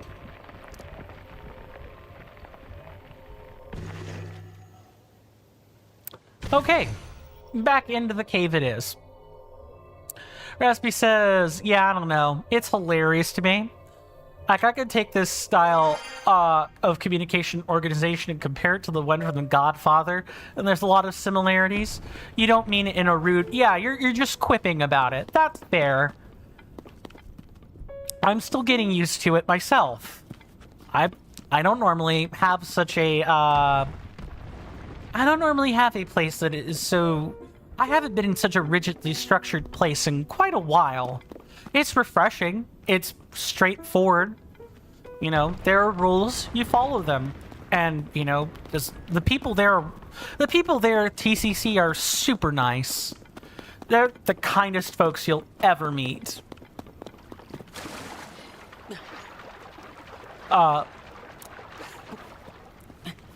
You can appreciate a good quip. Fair. Fair. But with the TCC, you remain purely professional, especially as its boss. Yeah, I get that. Ah, and there it is. There's the bubble frog. I was wondering where I was going to find you, good sir.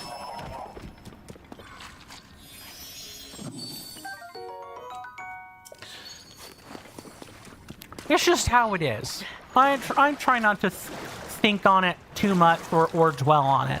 I say this as a person who has raided in World of Warcraft for, you know, close to like 8 years. Not any time recently, but like a lot of my history is, you know, dealing in hierarchies and structures and a lot of, you know, places that have like parasocial rules that have to be followed, right?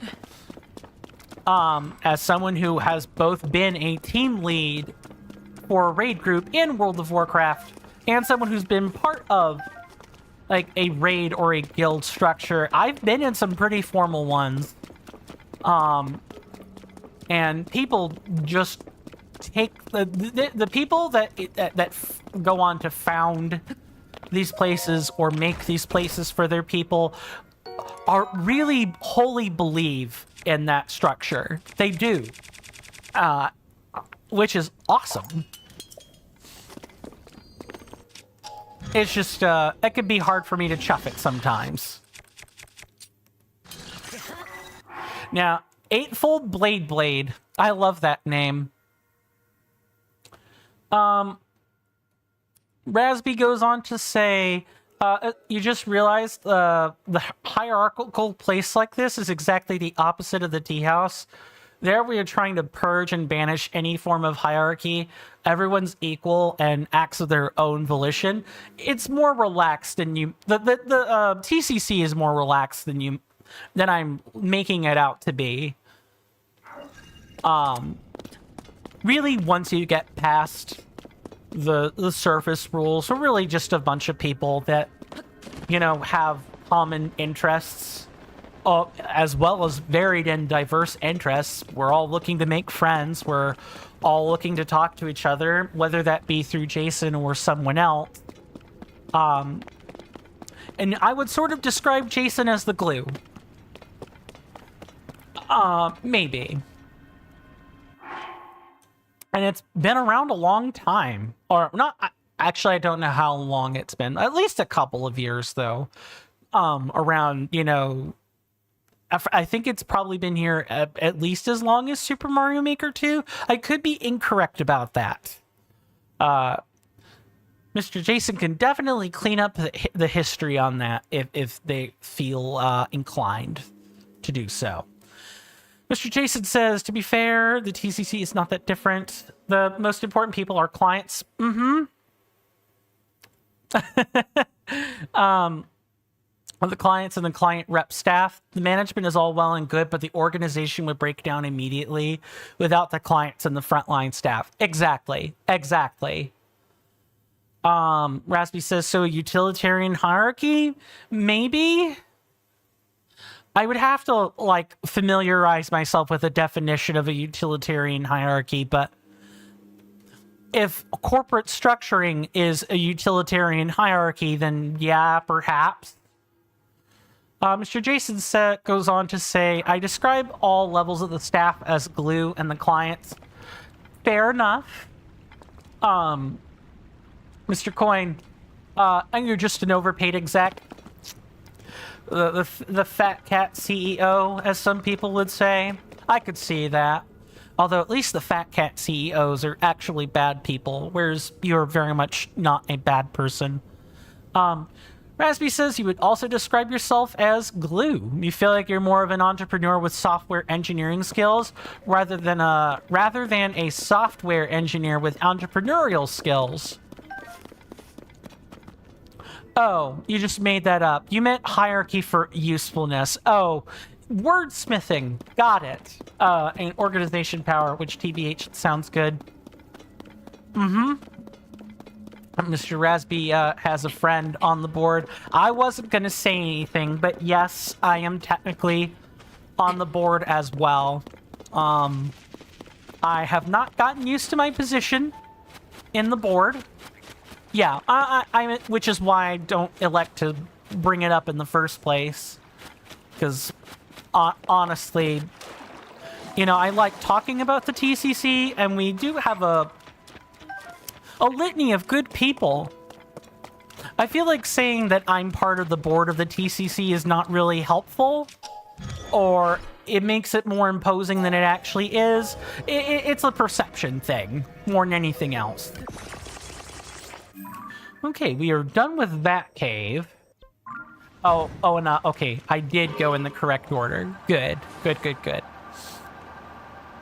Now we're going way across the map to the next cave, and then eventually we'll get to the depths. My goal is at the very least to be done with the Lanayru mountain region today.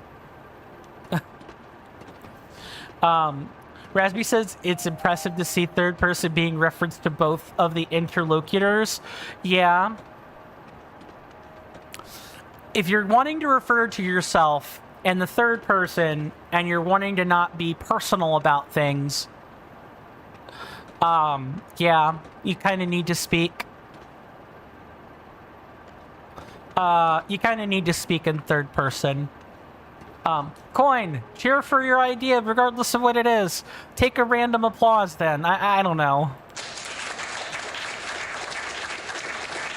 I know that was a kappa, but I could also play it off for the direct joke it is, too. Mr. Jason, Mr. Coin, okay. Due to client confidentiality, you were saying earlier that you would like the suggestion of the client, but you would like to see the opinions of the board. I'll take a look. I did get the summons from the official account, Mr. Jason. I'll take a look at that over break. You hear that off in the distance, my senators and inductees? That is an ad storm. In about 5 minutes, it'll blow over us, and then we can get right back to the gaming. Thanks. I doubt I'll be able to respond in those 3 minutes, Mr. Jason, but I will at least... it's not what I need to be wearing. I will at least take a look at it so I know what I'm responding to after the stream is finished. You're welcome, Raspy. Anytime. You guys have been awesome. We got to get the major shilling out of the way, so let's hop to it, shall we? I've talked about the free, easy methods to help the channel already, and of course, you guys being here is more than enough. But if you guys want to,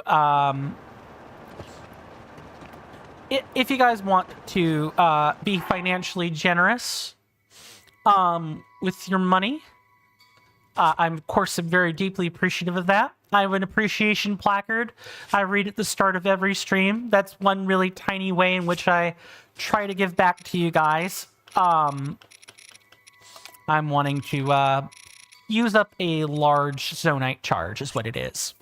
I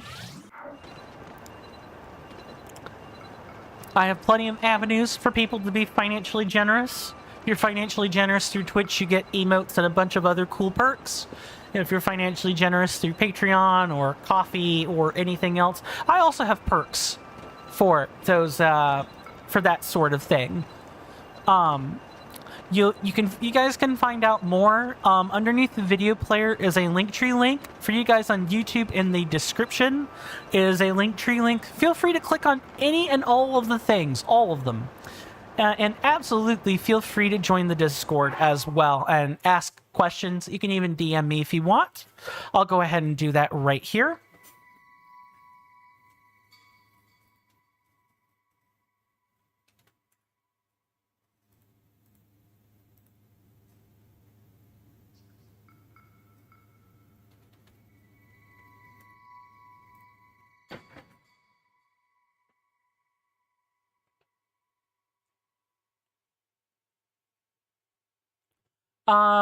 It's right. It's not an emergency meeting. Very well, Troll Castle official. That's totally fine.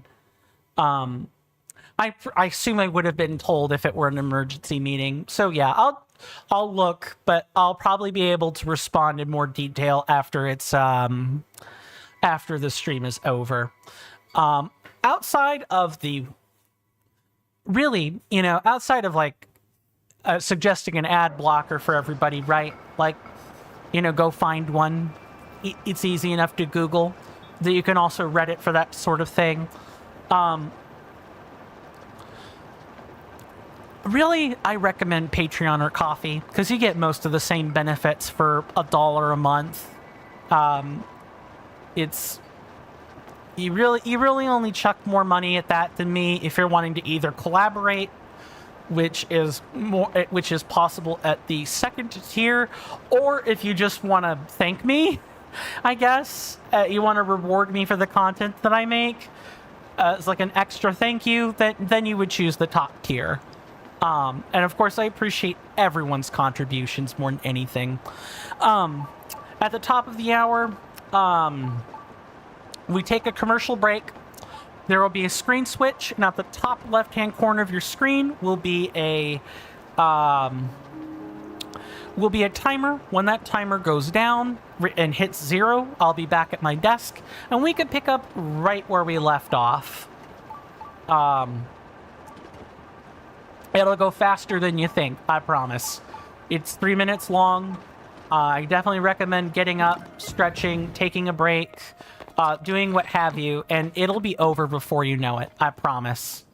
I do not want to use a multi-shot bow for this.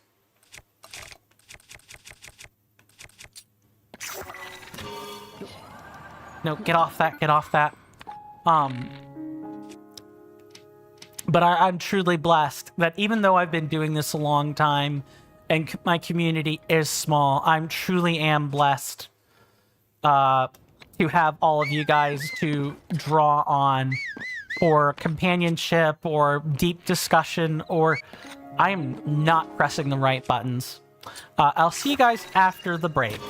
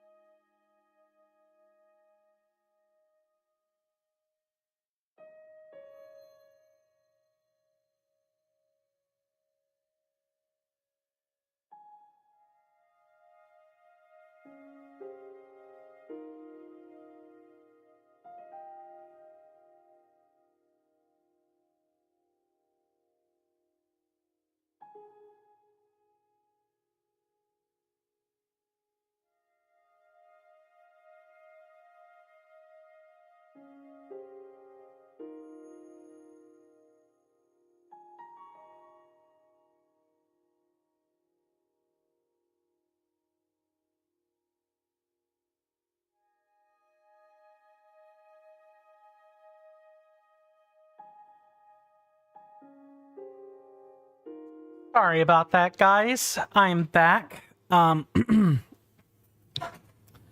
just had to answer one of nature's calls, and it took a little longer than I wanted, personally speaking. That's about as much as I probably need to say there. Hopefully everybody got something they wanted out of the commercial break, whether that be a stretch or a snack or, you know, something along those lines. Let me go and, you know, catch back up on chat here. Oh my goodness. I'm so sorry, Mr. Zane Fabian. I cannot believe I forgot to reply to that. I'm truly sorry. You have to go now, they said. This must have been some time ago. Sorry I wasn't chatting. No worry. Kind of busy with your mom. No problem. Tune in next time. Thank you for stopping by. Again, I'm so sorry about that. Hopefully I'll see you back sooner rather than later, Mr. Fabian. And with any luck, you know, do have fun. Enjoy yourself. And I hope to see you again at some other time, some other place.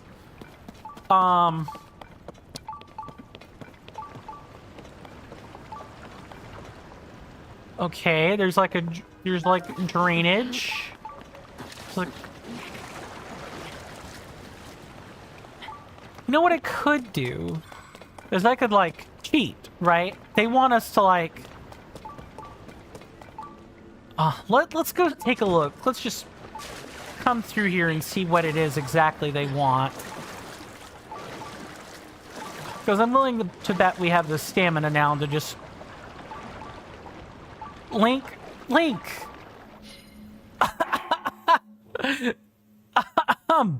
Oh my goodness. All right. Link was just like, he was T-posing. You know, mid-fall. Really weird. It's like he was swimming and jumping at the same time. My goodness.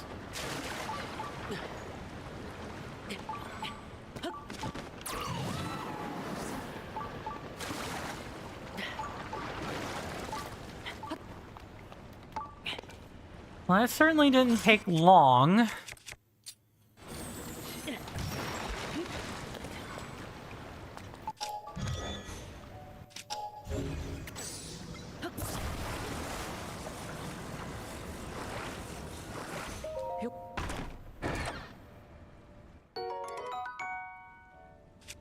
What was this in reference to?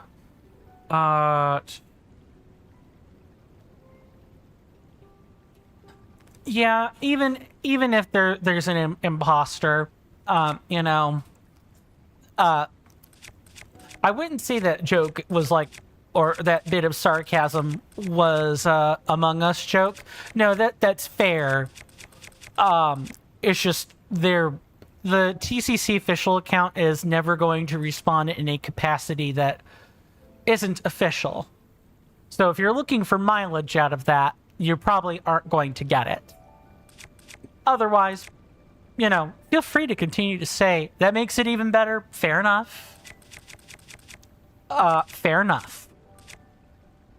As long as you're aware of that. That was the thing I wanted to make sure I got across, was that, you know, the official accounts are going to be on business, like, at all times. It's if Jason or any of the individual accounts that come in, that's when there's a human element to it.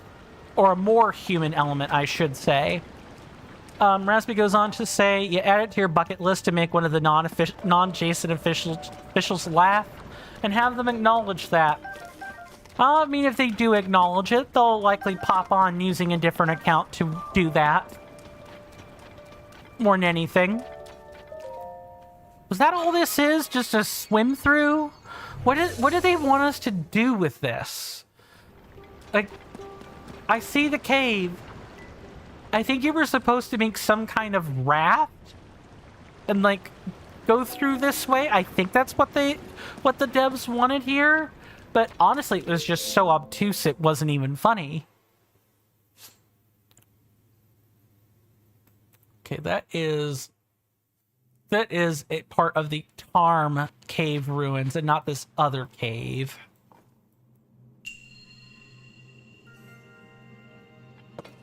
Let's grab our blessing and get out of here, shall we? And then hopefully we can really start to pack things in. Maybe even do a quest or two while we're at it.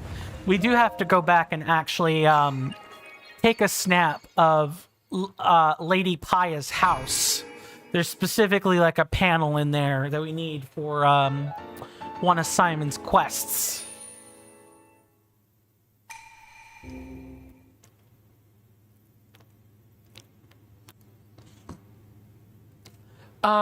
So what can I talk about next?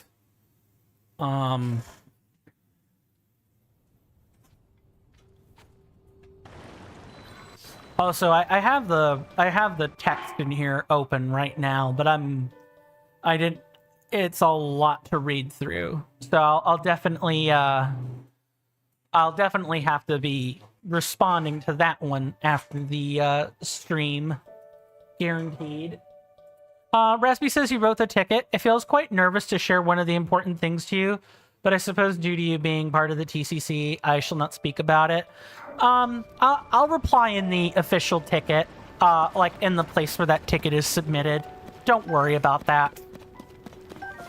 But I'm probably not going to allude to the actual contents of the conversation itself, because that's client confidentiality. That's like a big rule we really have to follow. And if I just start talking about the contents of support tickets or suggestions, I could get in a lot of trouble. I don't want that. I feel pretty privileged for the place that I have in the PCC, and I don't want to... Oh, I just realized I went through here, and then, of course, I was going to lose the vehicle.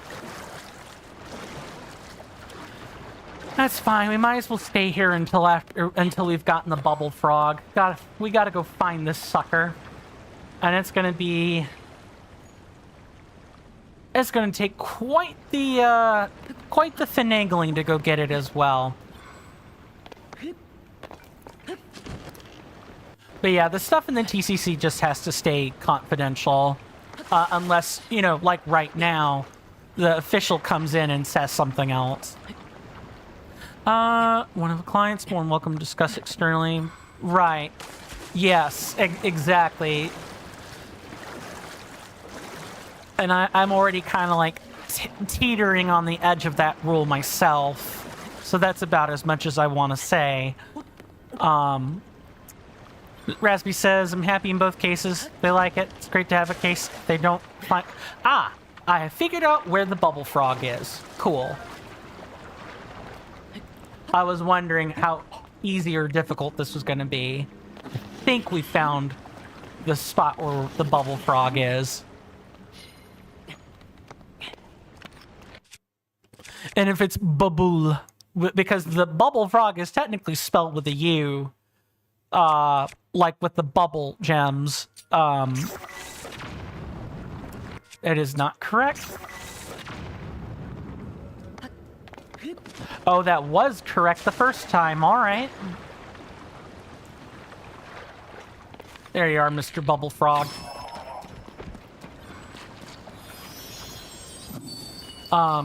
You do need brakes as well.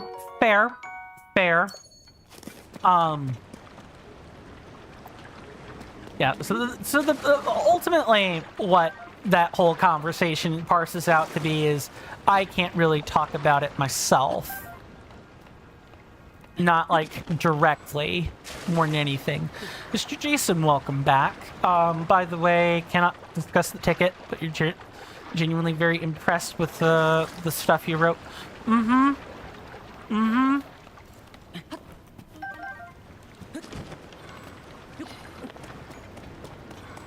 I can neither confirm nor deny the volume, the quantity of the text written in there.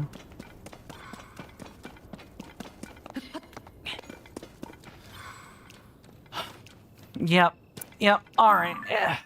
It was worth a shot.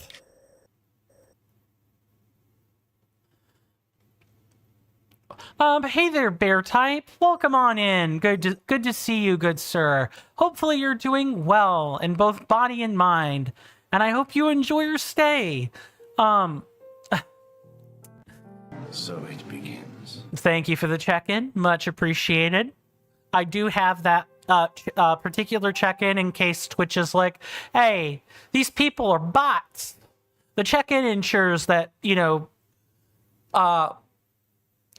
are like, they're spending channel points, they're doing something. Perfect, given that quote. Yes, indeed, so it begins. I don't want to, like, draw attention to the check-in too many, like, a whole bunch, but yeah, it's there if people want to use it. Wait, what if I'm a bot? That won't happen, Mr. Rasby, because you've chatted in here so much already that you would be considered an active chatter more than anything. Let's see. Nice, long, well-articulated, like walls of text are the assured hallmark of a good communicator. What if I'm a government-created bot? We're all government-created bots. Right, there's okay. Just ask Bender. Here's what Bender's got to say about that. I'm going to bend what I want, when I want, who I want. I'm unstoppable! Oh, Bender. Government-created bot. Totally. And he thinks himself unstoppable. Drinks himself to death. And, mistreats his friends. Yep. Perfect government-created bot right there.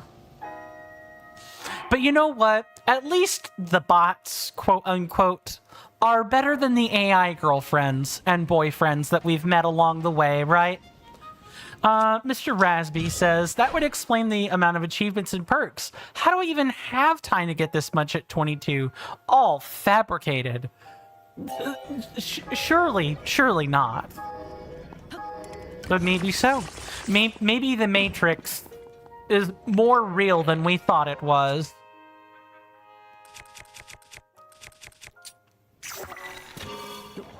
I jest. If I talk about the Matrix, I'm gonna sound like I'm a red-pilled idiot, and I don't wish to do that. But how are things in your slice of terra firma bear type? Red or blue? My fine friend. Why not the white pill? Red or blue?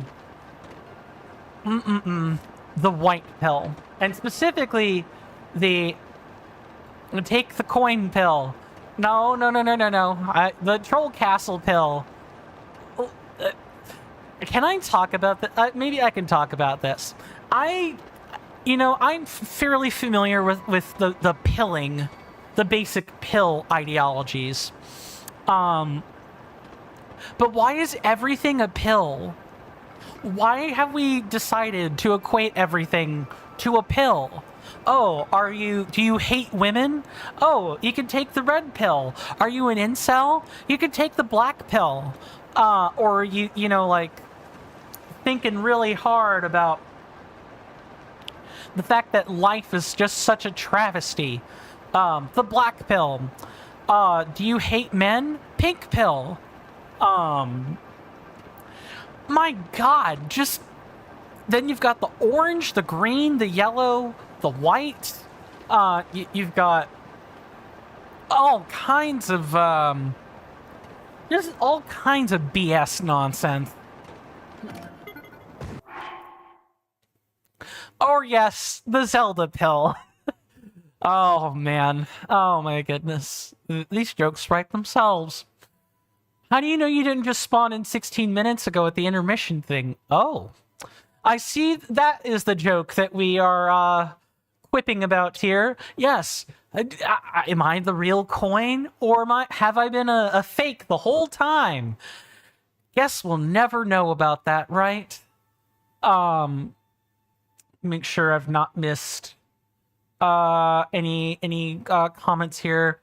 I guess injections are less popular. They're typically used for, I have heard of that used about as an ideological term before, but usually it's used for something more insidious more than anything. Most of the time it's pills.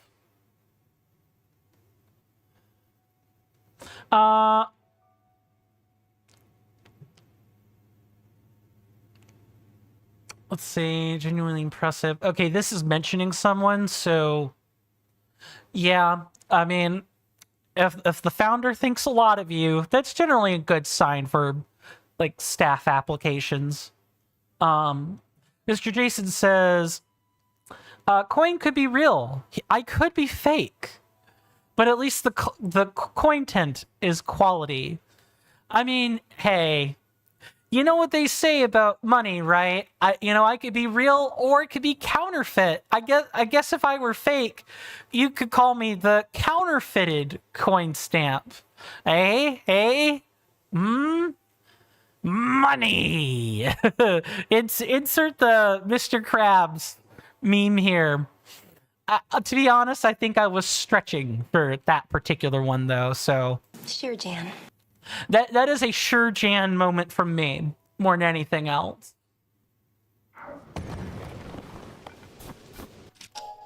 Now, the question is, can we take this... I mean, we can take it in with us, obviously, but is there room to fly around in there? That's the thing I'm actually curious about.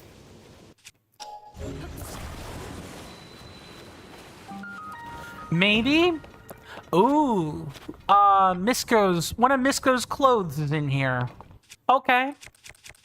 I guess we better get to cracking the code then. Well, we're not gonna find these clothes anywhere.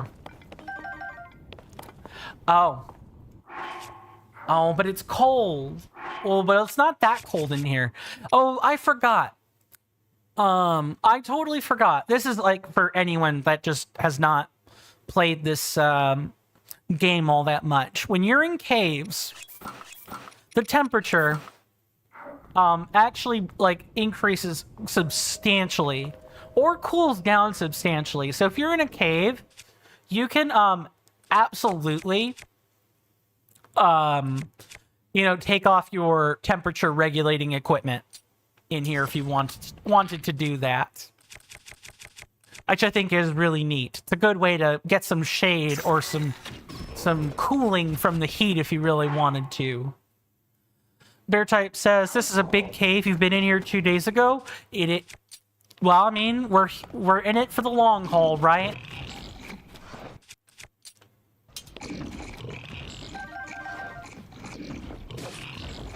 You know, we're here for a good time.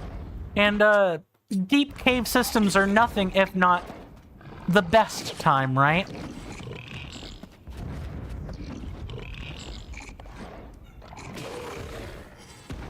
Come on. Let me sneak strike. Thanks.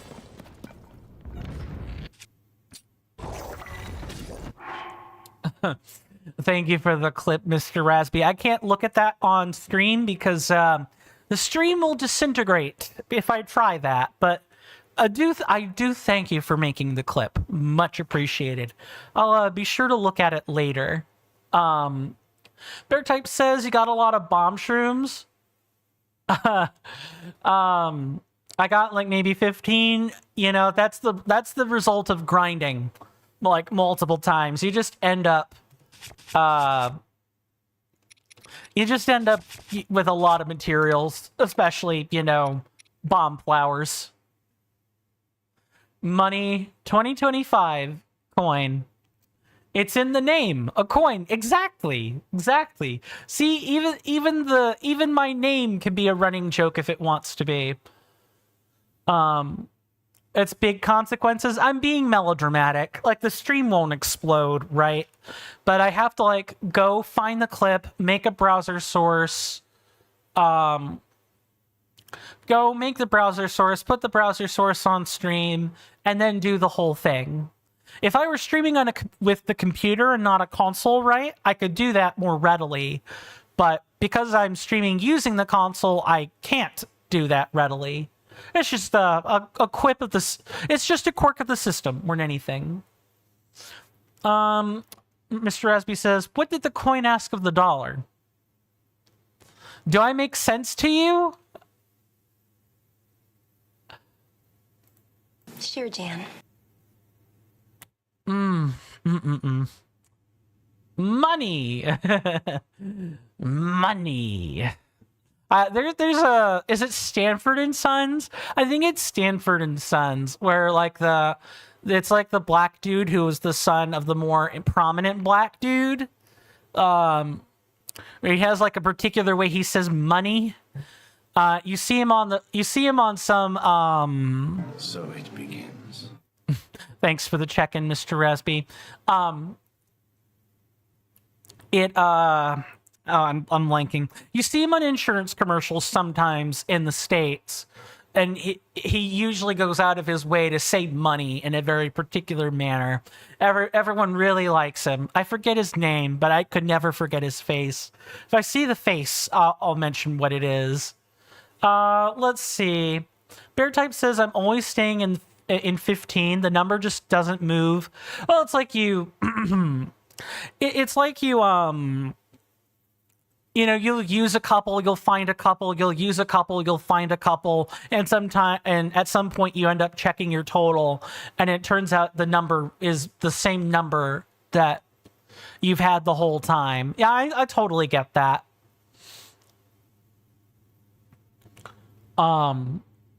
Ooh, I should probably put a user cooldown on that now that I think about it.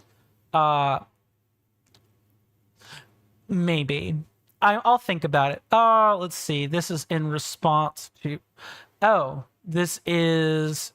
You're applying to yourself. The TCC stands for the Troll Castle Challenge. It's a series of Super Mario Maker 2 levels created by the founder. Yep.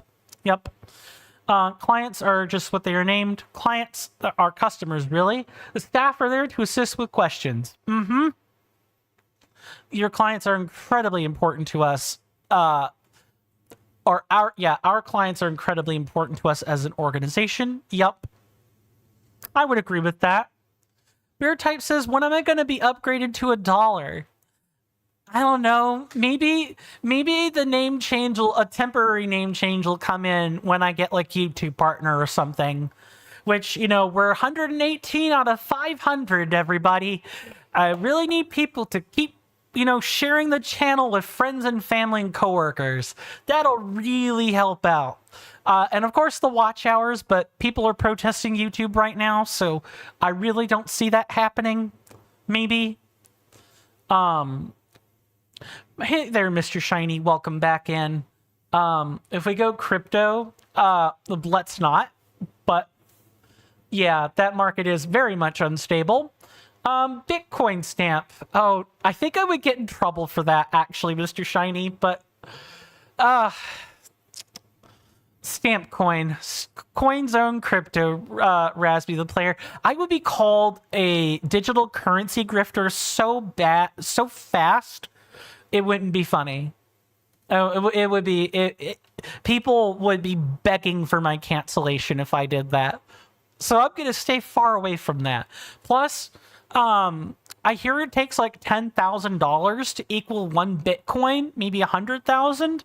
Like, the Bitcoin has way more currency, way more value than $1 does. Never mind the dollar's value consists, and when I say dollar, I should say the US dollar. Like, I know it takes a lot to do that. The Beartype says that one channel point is dangerous. I mean, people are using it how it's supposed to be used, but if people start spamming it, you know, I may induce a user cooldown. I probably should do that anyway. Maybe like 3 or 5 or some small number like that. Because the idea behind the check-in was literally just, you know, Twitch is having a whole anti-bot policy right now.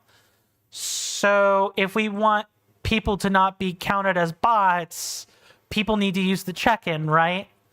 Like, that's what that was there for. I made a whole Discord post about it. And even if Dan Clancy comes out later and says, you know, hey, we got this all ironed out, and the people that are lurking, you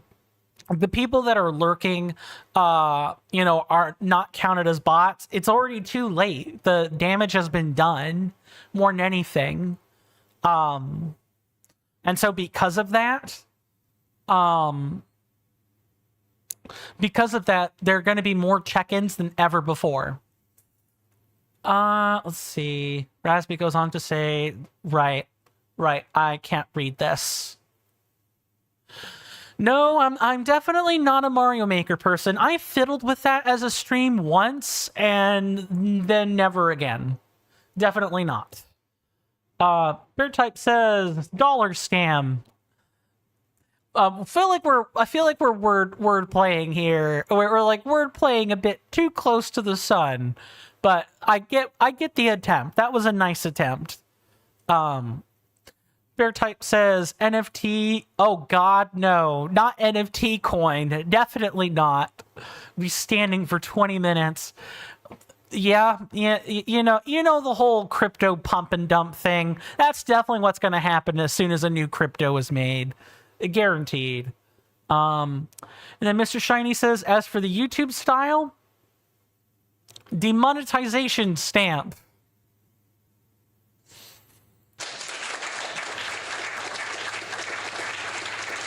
Thank goodness I'm not a YouTube partner, so I can't be demonetized because they can't take any money from me in the first place. Yay for lack of progress. Oh. Okay, I roll GIF notwithstanding. Let me continue moving on through this dialogue here, and then we can keep moving. Phil Castle Official says, we the TCC are primarily a Super Mario Maker 2 focused Discord for challengers and troll level creators, but have recently branched out to focus on helping streamers grow their channels with the channel promotions. Yep. Gotta manually enter it in, but it's nice. I see people posting there all the time. I just need to get the time and the energy to pop in on some of these other streams. I keep meaning to do that. Networking is hard, man. Bear Type says, now you've got a nice round number of channel points. It's not XXXO, it's XXXX, so you gotta use it, right? Yeah, right. You know, make it even if you want, or don't. Mr. Shiny says, should I save up for the Fox? You can if you want. You know, if you're willing to spend the 10,000 points to not make me say something for 5 minutes, you're more than welcome. You're more than welcome to do that. The last person to redeem something like that was Axel, and she redeemed the word I, which was... It took me a few streams to comfortably get that one to not take me 20 attempts to do. But it certainly would be funny. Let's see. Raspy says, fun fact, you happen to have a friend that's a new streamer. You're somewhat coaching them how to grow. Awesome. That's always nice. There's always room for more streamers. Don't let Twitch tell you that they're, you know, I'm sure Twitch will say, you know, we're not making money off these people, but they're not shutting the door. That's the thing I really want to say, is that they're not shutting the door on people streaming. So until they do that,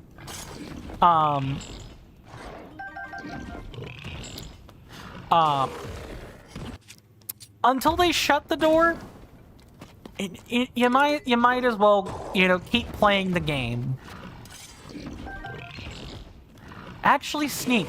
My goodness, the fact that they want pickpocketing They value pickpocketing over sneak strikes. Is just absolutely bog wild. What the fuck? Okay. So, my goodness, that is quite the redemption. At least it isn't, at least it isn't I. Let me see.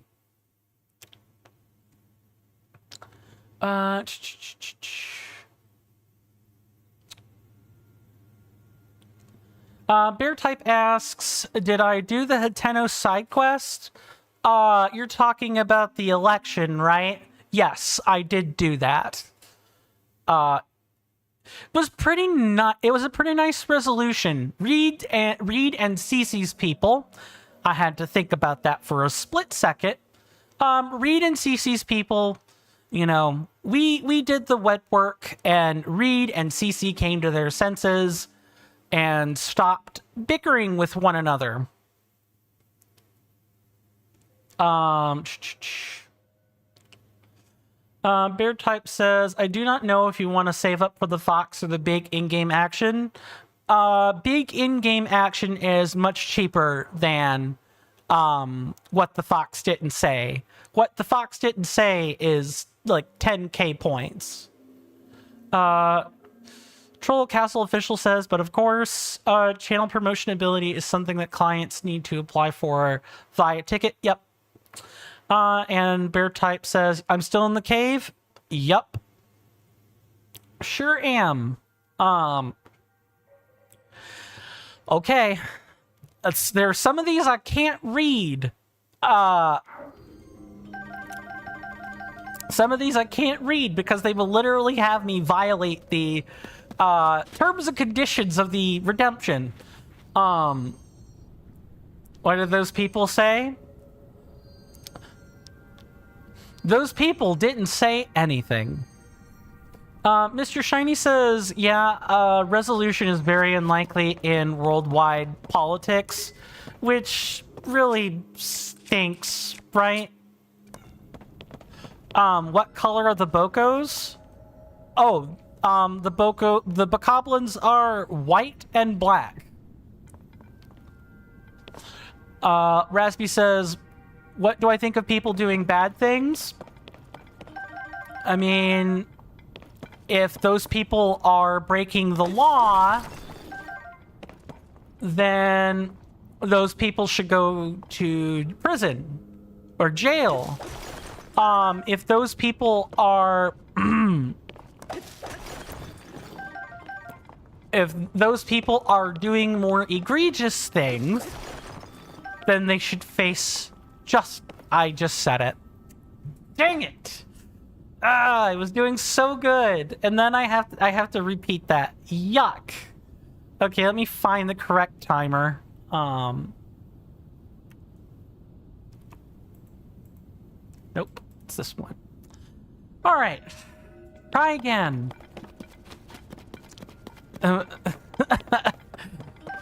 You guys were pretty good there. You guys were really good there. Didn't even have to, like, do something obvious.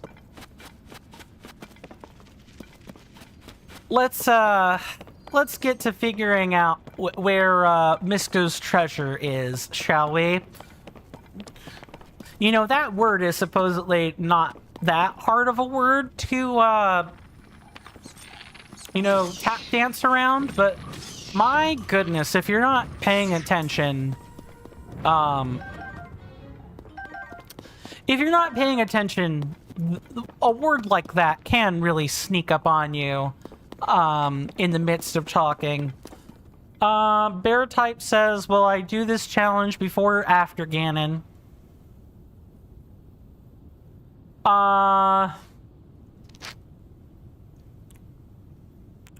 Are you talking about this one right here? Like what the Fox didn't see, or which challenge in particular, Bear Type? Just so I understand the question. I'm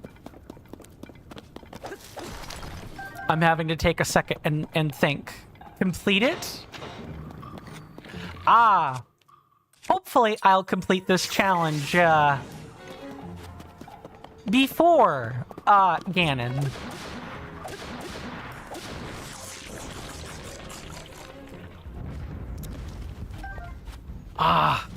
Those objects flew everywhere. I hate that. Even though I don't mind killing likes, right?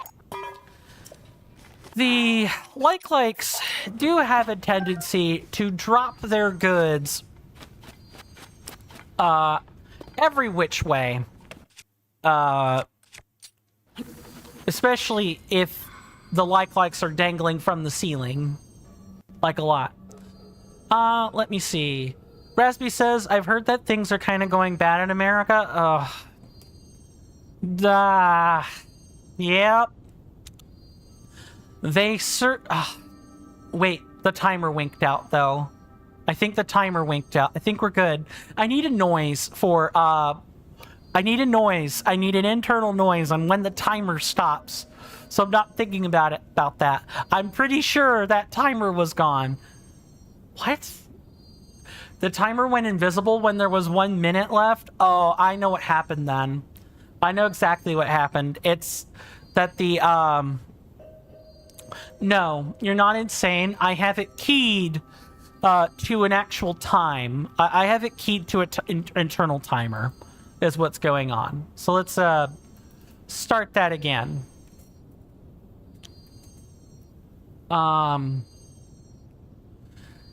Yeah, things in America could be a lot better, and the job market is really going to, it's really going to complete shite, so to speak. Mr. Jason says, Mr. Coin, you did ask what happens if I violate the terms and conditions of what the fox didn't say. Yeah, so basically, if I violate it, I start over, right? Because that's fair. People redeemed me not to say a word for 5 minutes. So I'm not going to say that word for 5 minutes, or I'm going to spend the whole stream trying if that's what I have to do. I remember one time where Axel redeemed the word I, and it did literally take me the whole stream to do it. Well, it was hilarious. It was hilarious. Everyone was laughing by the end.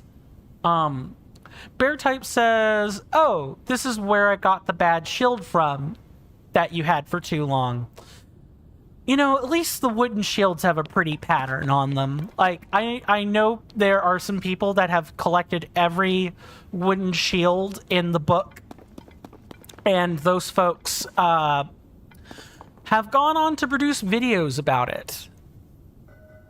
Let's see. I already addressed that when I talked about the fact that the timer is keyed to an actual internal timer on a script. Mr. Jason says, I know that the streamer, you know one streamer that sets an alarm and knows that that streamer set the alarm, but still gets jump scared when it goes off. Yup, that's me. I have like raid alerts, right? And I know what the raid alerts are. I know what the follow alerts and so on are, but I could still get jump scared by those sometimes. I've had reactions on stream to my own noises where I definitely know I should not have had that reaction, but I did have that reaction. Let's see. Resby says, what did the people in charge do? Oh, that might be... Oh no, you're referring to the bad time here. The big thing I can think about is like the land swap between Ukraine and Russia that's like being doled out. There's probably something else that the administration has done that I should really be thinking about, but I just can't right now. I'm like halfway tuned out to U.S. current events. It's not even funny. My mental health can't take the continuous assault of things that Trump does all day. I just can't. I'm trying. It's really hard to keep up with. A lot of it makes me upset. But I'm sure there's something specific you're alluding to with that statement. Raspy says, unrelated, you have a close friend who did a Godfather-themed ocarina cover. It's really cool. Awesome. That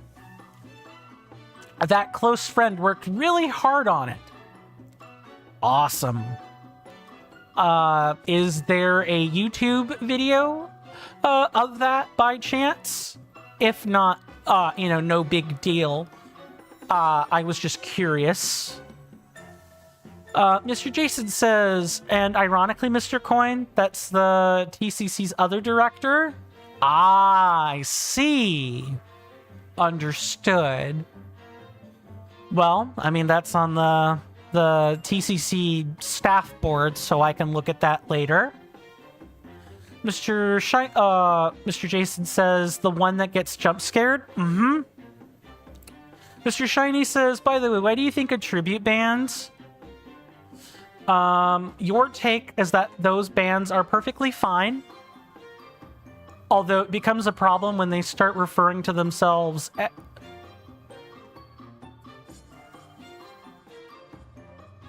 Oh, I was so close. I was so close. Gee, this is uplifting. Damn it! I have to do it again. Okay. Let's go. Sorry for the French. Get the most out of the points only when those people let their guard down. Yep. This is what I was talking about. This is what I was talking about when I said there are definitely some instances where it can take me 15, 20 minutes to actually like complete one of these. Wait, what those? I'm not repeating that. I know that's a trap. Those people. That's exactly what I said. Sorry, I would normally repeat myself, but I have a contractual obligation to uphold that I've already, broken twice. Raspy says, I'm not sure what you mean. Well, you know what? At the end of the day, sometimes there just has to be mass confusion. Sometimes there just have to be things that are not fully understood by the community at large, and this whole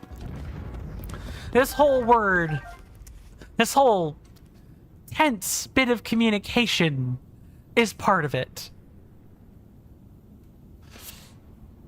Mr. Shiny says the tactic is to hide the forbidden word by the end while the rest of the message tries to avoid it. High chance those people fall for that. Yes, something that I have seen all too many times when Point Crow does this thing.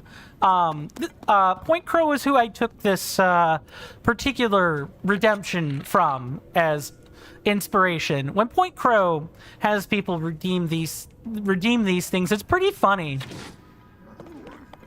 There are some just truly crazy, outlandish things that have been said by or truly outlandish things that have been redeemed as words that Point Crow can't say for the duration of a timer. Sometimes it's words like the one that's on the screen right now. And sometimes those words are give me words.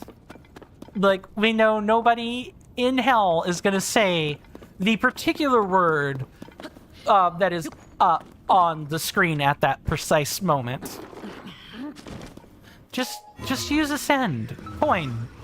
Why work hard when you can work smart? Mr. Jason says, I'm sorry, I missed one. Raspy says, that's fair. There are many things like that. Mm-hmm. Mr. Jason says, you know, he appreciates how cunning Raspy is. A real strategist. The man is nothing but not a strategist. Raspy goes on to say, I had a really nice day at work today. Awesome. Oh, I didn't mean to do that. Pick that staff back up.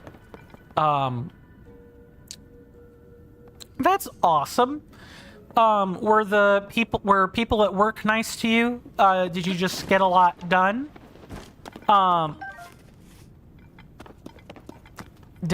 Please don't tell me I just said the word. I think I might have said no. Okay. See, this is what makes it funny. This is what makes it funny. If you've failed one of these a few times and you've had to start over again, you can begin internally gaslighting yourself as to whether or not you've said a particular word. There's this whole deal is explored particularly well in a little bit of a book that you can find in Skyrim or in Oblivion. I think it might be in Oblivion, but I know it's been ported over to Skyrim, where the book in question is about this contest that Sheogorath had with a wizard that summoned him, and he's like, you know, I'll give you 3 days. If you can not go crazy by the end of 3 days, you know, I'll give you what you're looking for. And at the end of the 3rd day, they're thinking that oh man, every blade of grass, Sheogorath's tricks are hiding there. You know, every cup of tea has poison in it, and so on. It's really quite impressive. It's a book that's really stuck with me a while. The concept in that book stuck out with me a long time. Let's see. Yeah, the people were nice. No, you had a good strat. You lacked the time.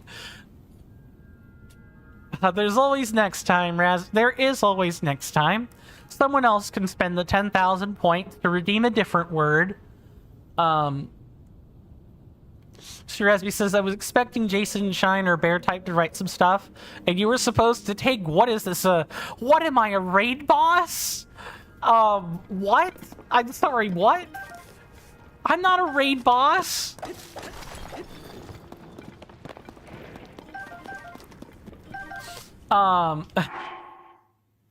Mr. Jason says, I'm not going to trip coin up. You're technically part of the staff. I mean, Mr. Jason, it's fair if you want to do that. You know, it's in the name. Troll Castle, right? You could do that if you wanted to. It's up to me to resist, right? I wouldn't put that redemption there if I were like, you know, hey, everybody but the moderators could use this. I could actually set a permission that it ignores the moderators if I wanted to do that. So feel free. Or don't if you don't want to. Up to you. Mr. Shiny says, unfortunately did not have an idea on a good trap. Fair. That puts you on equal grounds to each other? A bit, yeah. Mr. Rasby then goes on to say, you know, I feel like 5 minutes is very little. 10 minutes feels more appropriate. On another note, that feels a little more worth it. You know, I'll have to look at what Point Crow does for those again. I'm pretty sure it either goes until he says the word, and then has to have a different word redeemed, or the timer is much longer than 5 minutes. I'll look at it again. But 5 minutes is about what I'm reasonably comfortable with. Especially with the word I. Oh my god, if you want to hear me speak like a Khajiit for rest of all time, the word I. In the distance, my senators and inductees, that is an ad storm. In about 5 minutes, it'll blow over us, and then we can get right back to the gaming. Thanks. Mr. Jason says, Coinstamp is a Pokemon raid boss. Oh yes, I'm in the Dynamax layer. I would be, let's see, what Pokemon do I like that has decent types? I would be a Dynamaxed Volcanion.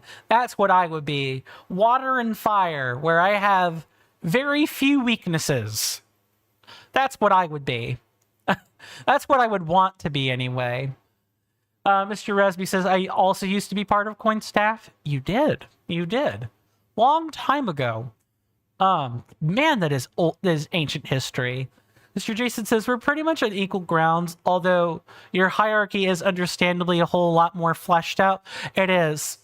It is. But here in this stream, you know, I like to think I have a pretty good, I like to think I have a pretty good working relationship with my mods. Mr. Shiny says, coin unable to say I would sound a lot like the coin. Oh no, I didn't even think about that. What? It's like, for those that don't know much about, you know, Donald Trump, nor do I want you to know an incredible amount about him, he's often referred to as the Donald. I didn't even think about that convention until Shiny just said that. Ew. Not what Shiny said specific, but that thought I just had in my head is, I don't want to even think about that. I cannot call myself the coin. Absolutely not. That sounds too close to like the Don, the Godfather, all that fun stuff. Or The Rock. Yeah, you know what? Fair enough, Mr. Shiny. I guess there's more than one way to interpret that, right? But even The Rock is not remembered all that fondly if you know his history. Rasby says he knew Coin for 8 years. He did. He still does, since he was a young teenager. Our relationship has had ups and downs, and I'd like to think our relationship is on the up again, which is always nice. The player, I mean, coin could be a gimme ghoul. It has a coin. It does have, that is a good point, Mr. Jason. That could be a gimme ghoul. That might be a little bit more my speed.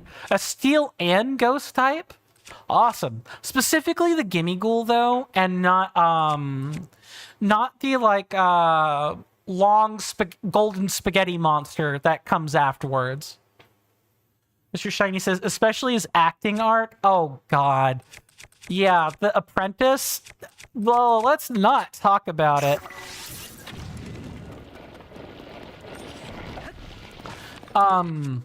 Mr. Shiny says, Gimme Ghoul is pure ghost. I thought it was ghosted steel. Is it pure ghost? Things to look into over break. Totally important things, right? I feel pretty, maybe it's the evolution, you know, the golden spaghetti monster I'm thinking of, that's ghosted steel. But this thing sits in a metal treasure chest. God, now I'm gonna be thinking about that until I look it up over break. Before I get too carried away, commercial break is coming up real soon. So there will be a timer in the upper left-hand corner of the screen. It's 3 minutes long. When that timer disappears, I'll be back at my desk, and we could pick up right where we left off. I probably have less than 20 seconds, so I do want to thank everybody for hanging out with me so far today, and when we come back, I promise we're going to get to the Chasm today. Promise. Promise. I want to make sure we do what's on the thumbnail. I've been real bad about that lately. But I'll see everything. I'll see everyone after the break. Good lord. What can I read quick? Raspy says, how do we give the coin a ghoul? I don't know. I'll have to come back after the break.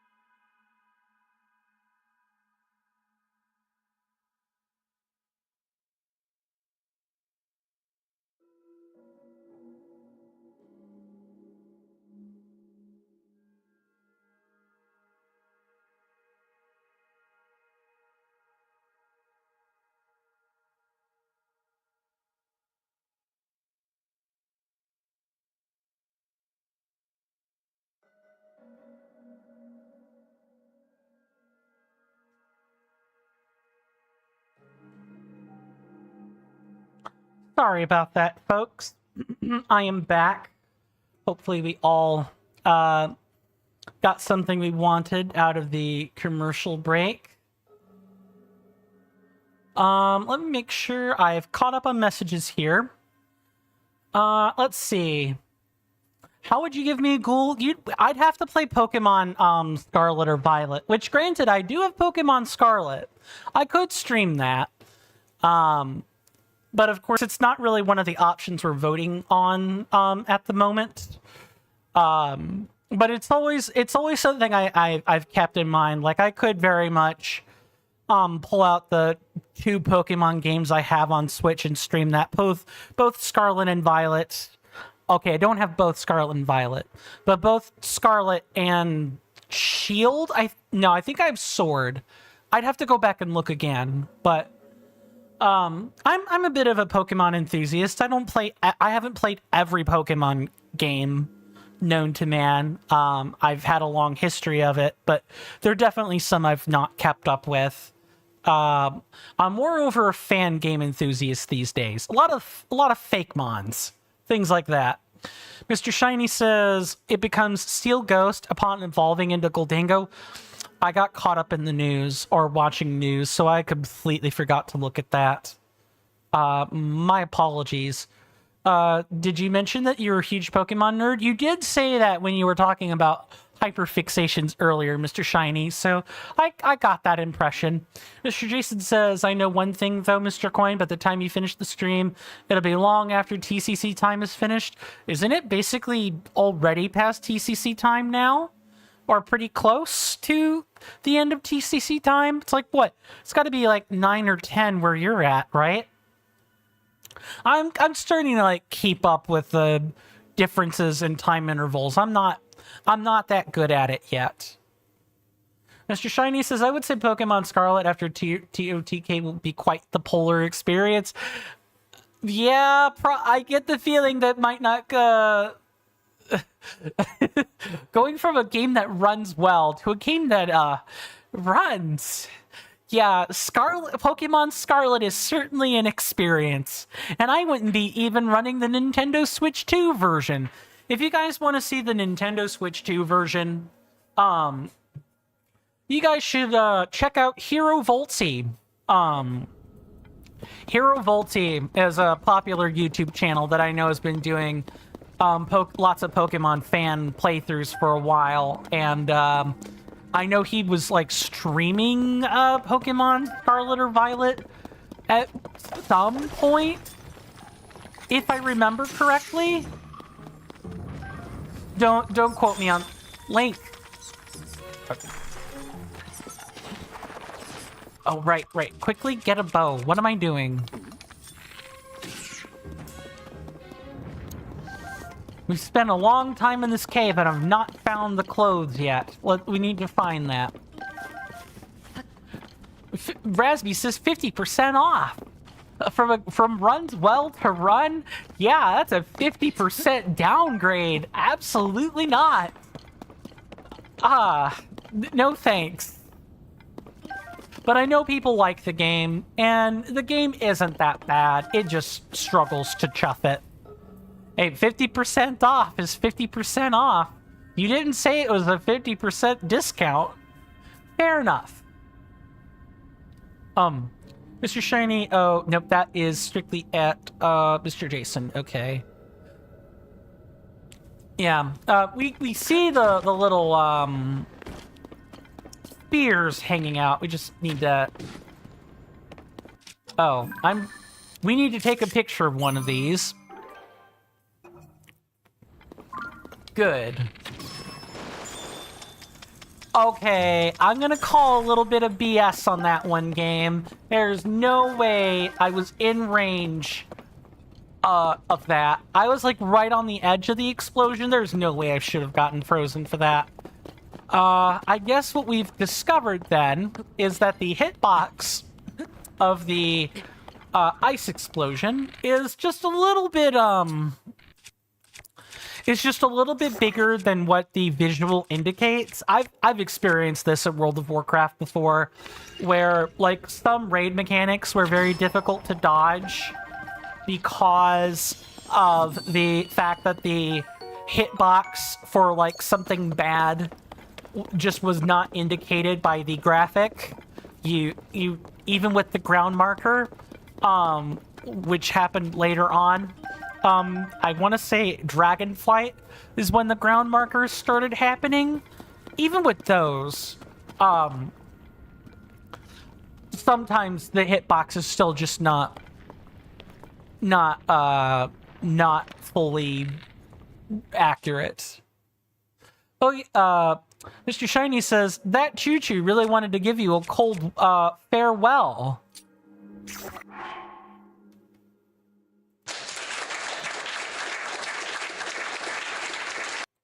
I'm truly blessed with such a comedic audience. It's not that I don't want to try to be humorous myself, but... And not that I think people should be putting in more work than I am, but... It is. I can't tell you how freeing that is to not have to think of something humorous to say all the time.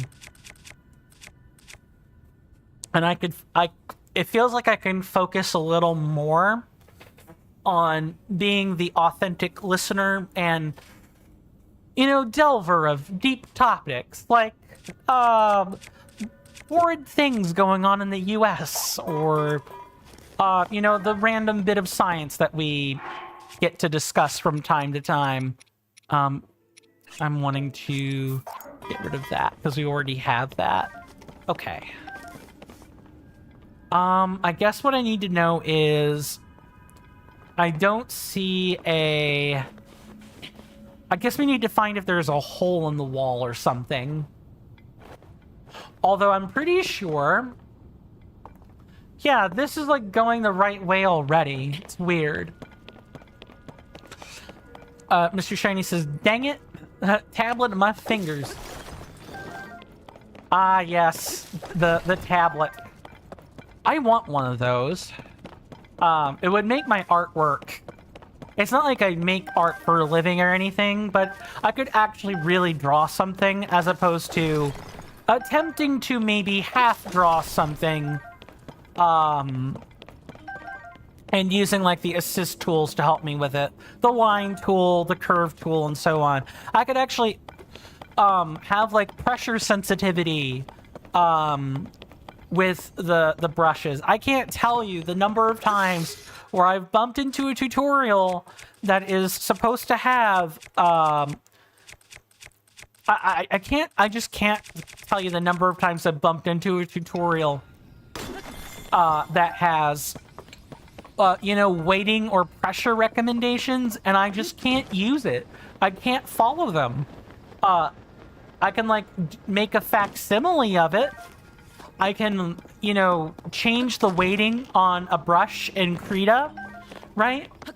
I can cause it to feather more when I drag the brush, or something basic like that. But actually, a pressure sensitivity weighting is just not reasonable for mouse and keyboard, which is how all my emotes and stuff, all the art that I have made that is attributed to me, okay, I can't tell what way I'm going anymore. I'm so sorry. I feel like I've gotten tied up in this cave and I don't know how.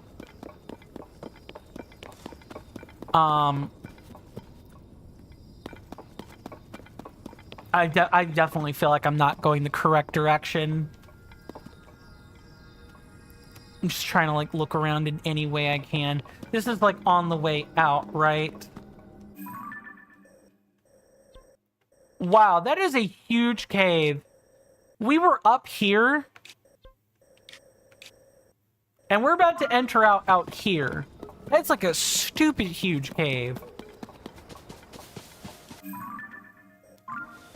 That's really cool, though.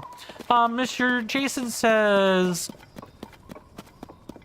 they might give me the cold shoulder. Really?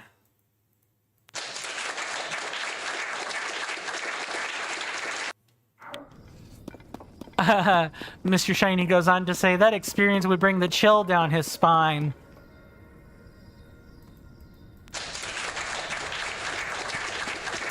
Standing ovations.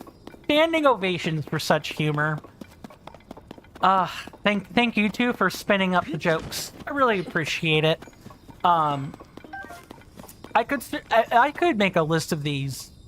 I could come up with some myself, but the thing about you two spinning jokes, more specifically, is just, you could spin them to the situation. I would have to make generic dad jokes, and that wouldn't work out very well. Not only because of obvious reasons, people already have issues with dad jokes. I look like I could be someone's dad. I've been called dad before online, and I feel really awkward about that, because I'm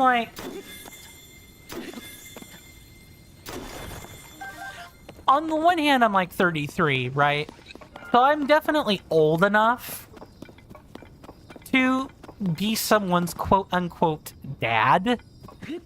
So I feel old when people say that.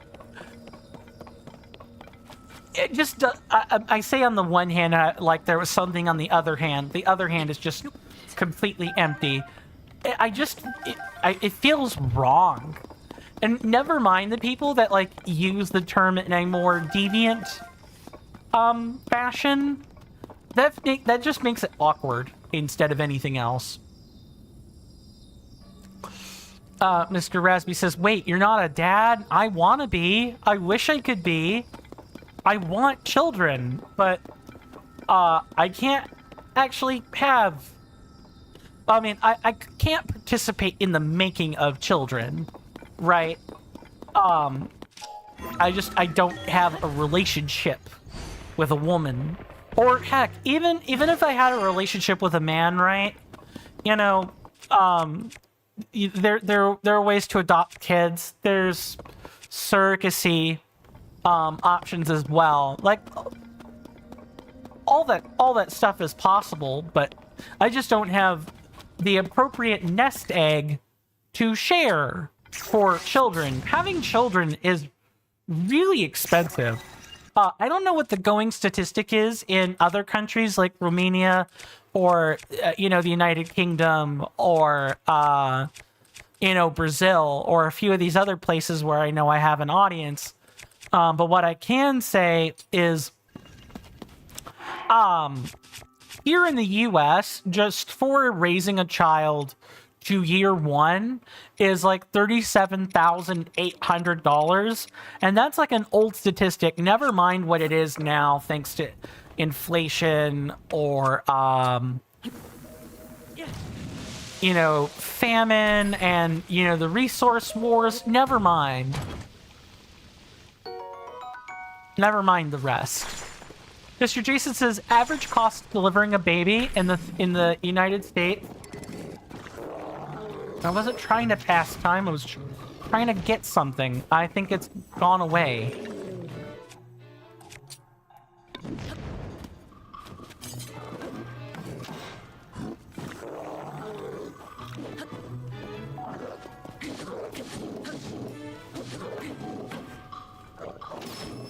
Nice job, Tulin.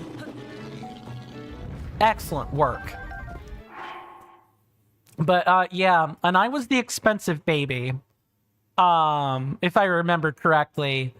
No. I take that back. My sibling was the expensive baby. My dad was still, like, moving up in active military at the time. So mine was like a $3,000 birth. My sibling, on the other hand, was like almost the full 37,000. I remember that statistic or that particular fact quite well. And that's just birth. Yeah, never mind what the cost of actually having a house that supports having kids in it. And it's really, really rough. Having children's expensive. You gotta know, even if you adopt, right? You gotta put in the adoption paperwork, and that takes time and money, and you gotta be sure that you want kids. It's, and the world is in a horrible state, but if you don't have kids, the world is never getting better. Like, there aren't going to be new people to come in and make that better for you. Where is this? It's like, it's got to be down here at the bottom, and I'm just not thinking on where it is. Or maybe it's like up. Yeah, okay, I found it. It's up here. Mr.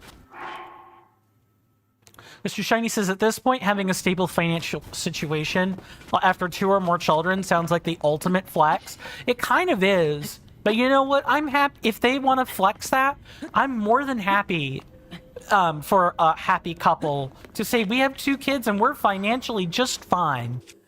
They're both in school. Or, they're both fresh newborns. I'm happy for them. Why would I be mad that other people are not having, healthy finances after children? I can't get that.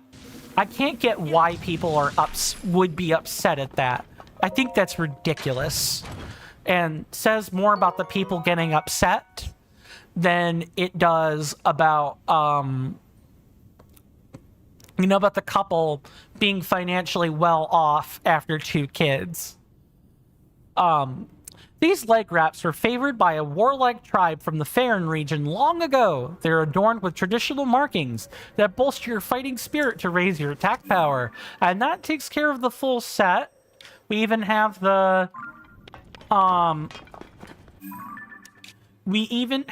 bubble frog, so we can just get out of here. We can go find our hover bike and get out of here. Which is really cool. Mr. Rasby says that's very expensive transport. It's more show blah. Let's try that again. It's more so the cost of the equipment, the overhead, the medication.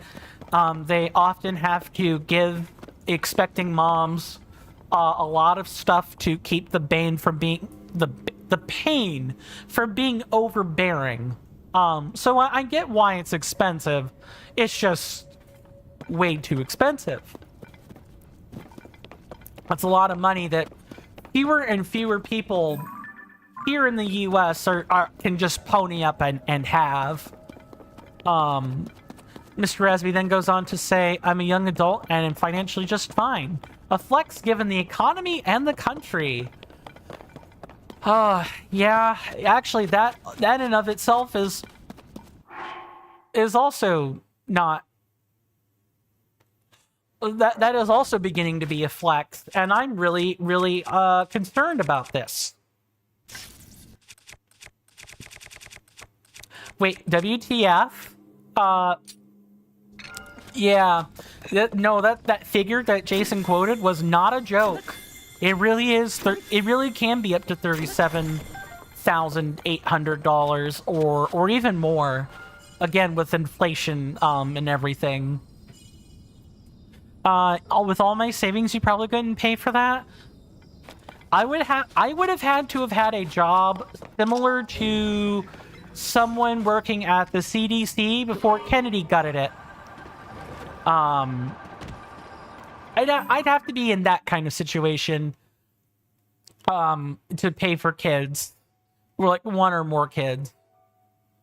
Mr. Shiny says you can go to a dye shop and dye the full barbarian set to red. Markings then resemble the blood of your enemies.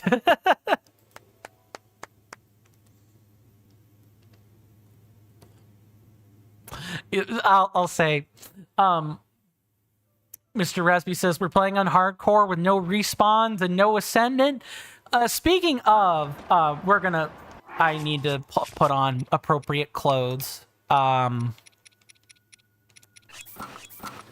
That gives me time to talk about the bookkeeping. I was supposed to do extra bookkeeping. That didn't happen. I've come to an important decision about the YouTube subscriber special. I'm going to be... I put in the playlist. I've hidden the other playlist. But I have decided that the subscriber special I actually want to put out for everybody is a nice little game called Outward. It's the best way I know to describe Risen or Outward is a baby between Risen, Dark Souls, and Skyrim. Like, if you merged those 3 games all in one, that would be what you would get. The clunky combat mechanics, the deep respect for survival. Are we missing a shrine? Oh, I know what's going on. We're missing a cave, which of course has the shrine. Are these the same cave? No, these are 2 different caves. I need to mark this other one here. Maybe something like, if I look on my map here, it's like over here. I think I can see vaguely on the map where that is. And in that game, in Outward, there's this mechanic where it's called a legacy, where you can make a character. You do the farming, you play through the game, right? And you can unlock a chest, right? And the chest, you can put an item in there, and when you make a new file, you can select that previous character's file as a legacy, and if you go find that same chest, you'll get that item in it. So if you put in a bar of gold, you'll get a bar of gold. If you put in, like, some armor pieces, when you open up the legacy chest, you can actually get an upgraded version of the same item. It's actually really cool. That's what that statement made me think of. And with the hardcore with no respawns, and I kind of use that as a springboard to talk about the project. I look forward to showing that to everyone. I think people are going to enjoy that, especially if you like survival RPG titles. I think people are going to enjoy that a lot. That's what I've decided to do. And I'll also be working on the Elden Ring Reforged route video playlist as like something to do in parallel. Where did this go? Over here? All right. Mr. Shiny says, using the Star Scepter to break ore deposits is one of your brightest ideas so far. As soon as I'm done selecting gear.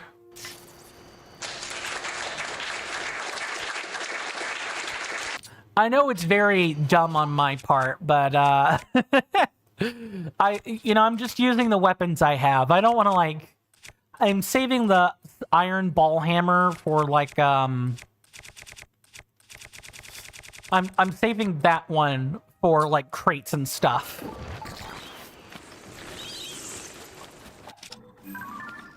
Okay, we already have that one.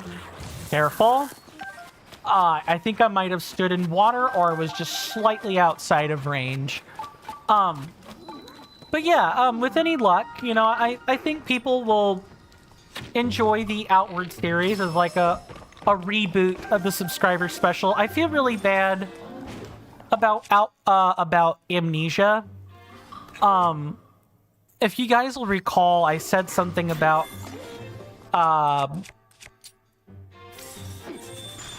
things breaking my mojo, and then me struggling to find that mojo with something again. Yeah, I'm gonna like remove this and take that stick.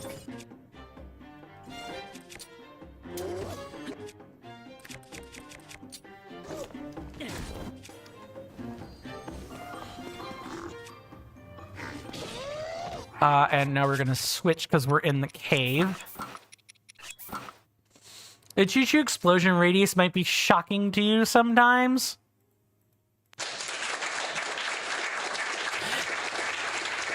It certainly is. It certainly is shocking to me. Electrifying even. No? That's a sure Jan from me. Sure, Jan. Sure, I thought that might have been slightly funny. I was moreover just making a quip at the situation more than anything in the first place. Gnarled long stick. I think I might want to put like a flat-ended object on that for like purposes of breaking stuff. What do I want to do? Maybe a Stalnox horn? Yeah, sure, Stalnox horn. That sounds fine.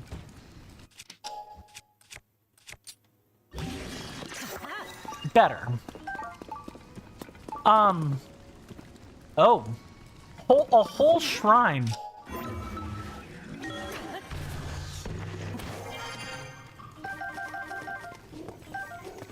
Okay, I know there's one somewhere.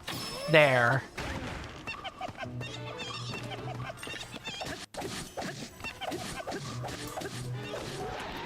Bone on a stick. What an old skull. Really? Okay. That was pretty good. I'm wondering if that elicits the sure Jan though. Like, it's good, but did we stretch? No, I don't think so. I think it's creeping up on the stretch, but it hasn't happened yet. It's like really on the border. I think if I see something like that and there's like a, I don't know, maybe an ellipses or something, that's usually what I hold as the litmus test. If there's like a severe amount of workup, that is usually... Wow, I literally just made something to break these. Let's try using that. I see we're at a bit of an impasse on the stretching. The stretch joke doesn't mean it's not good. It just means it's a stretch. It's the equivalent of you know, finding a really funny dad joke on the back of a popsicle stick. And you're like, really? It took a popsicle stick to find something funny?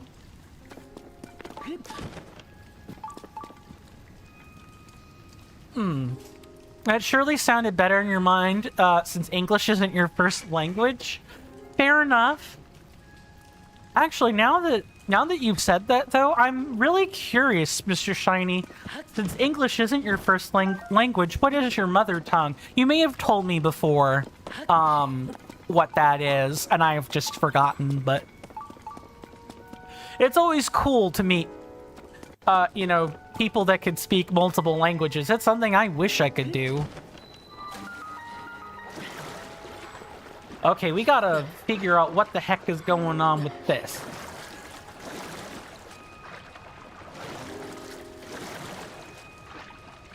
So we have a shrine here, and we can't use it right now.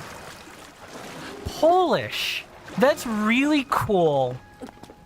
The last Pole I knew was... Oh god, what was his name? Oh, his name was Stay Plus. He used to be a streamer on Twitch years ago.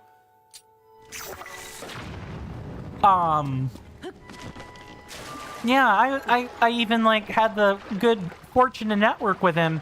He was a Canadian and Polish at the same time. And it was always interesting to watch him come back with posted pictures about his Polish family. Which it was always endearing to see those. That's really cool. Raspy says it's a lot easier to learn English as a non-English speaker. I can tell you that much, since you're kind of forced to use it to learn it to use the internet. Anyway, yeah. To use it properly. It's just it's the keystone language of the world right now. I think if the US, the UK, and Australia were to all fold in one sitting, you know, they go belly up and they just suddenly stop existing, we would see probably the rise of Chinese language more than anything. Okay, I need to, like, do something else here. Does electricity work on these? It kinda does. I need to be really careful, though, or I'm gonna end up dying. Mr. Shiny says, you can tell I have some room to polish my use of English.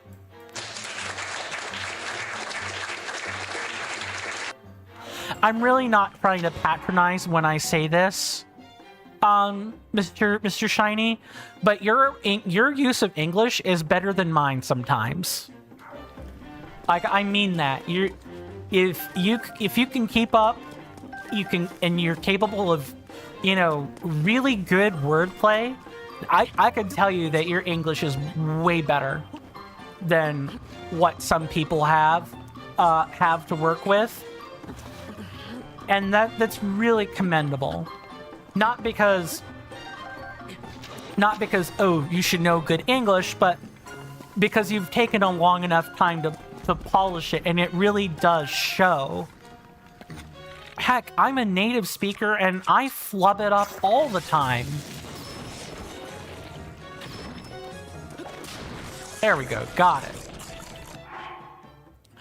The reason I'm going through a few extra, like, statements of setup there before I compliment that is, I know all too well that sometimes people do say it in a patronizing manner, or maybe to other people, even though the compliment meant well, that it was patronizing, and I am really wanting to make it clear that my intention is to give you a compliment.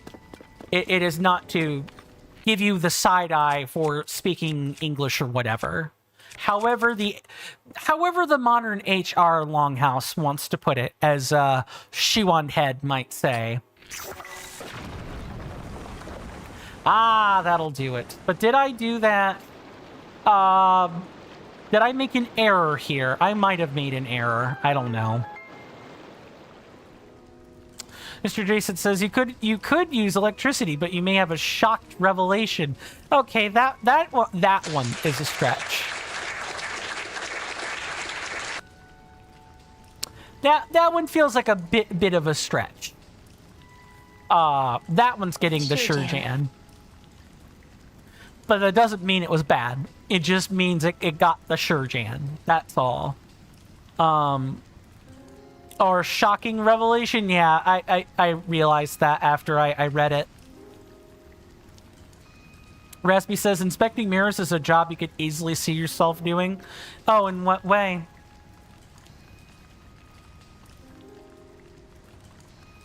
Or is there a joke somewhere I'm supposed to have gotten with that last statement? Mr. Shiny says, using a shock through arrow for the first time did not help your current situation.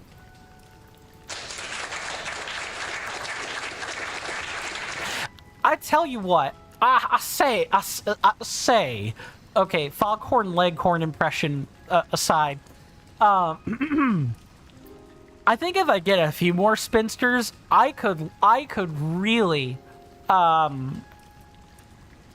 we could have a just chatting all about people's silly jokes. I really do think we could do that. I get like 5-6 other people that all tell jokes. We could have a whole 2-hour stream of that.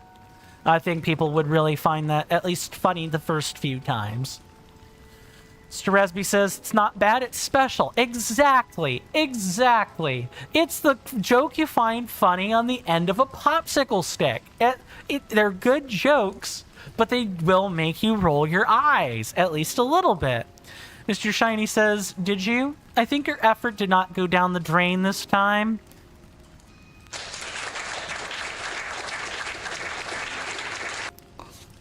Mr. Jason says, I love that Rasby is joining us. You rolled a 1 out of 20. I mean, hey, not every joke sticks the landing, and hell, my jokes are 1 out of 20 most of the time. If you guys really want me to, like, joke, right? Like, I do have a time where I feel loose enough to make jokes.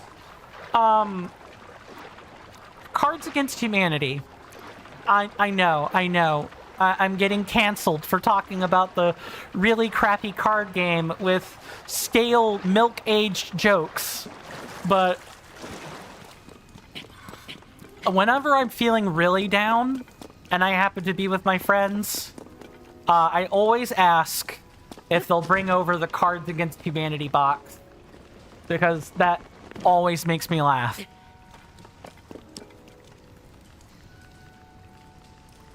And, you know, even though it's on cards, right, like I have the lines kind of given to me, I have come up with some pretty nice ones. You know, inspecting mirrors, Mr. Rasby says, is a job I could really see myself doing.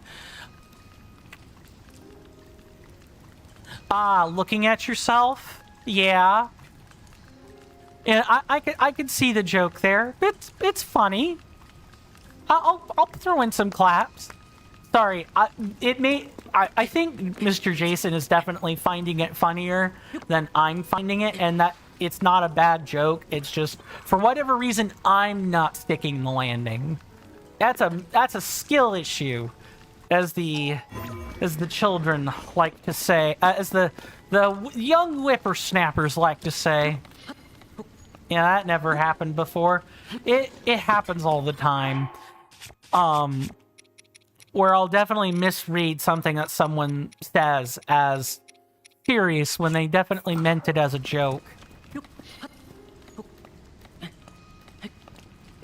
Really? Really, game? Come on. Let me get up there. There, just like that. It's not supposed to be hard. I'm trying to get back up here so that I can make it out to this cave. There. Just use the moss. We'll eventually make our way through this. I wish I had, like, anti-slip gear. I should probably check in with Tracy to see how that's going. Mr. Jason says, I once had a job at a bank, but you got fired. This person asked me to check their balance, so you pushed them over. Okay, I realize this is a joke, so I'm going to read it again. I once had a job at a bank, but I got fired. This person asked me to check their balance. So I pushed the... Oh, I get it. Yep. Streamer brain, right there. You pushed them over. You checked their balance.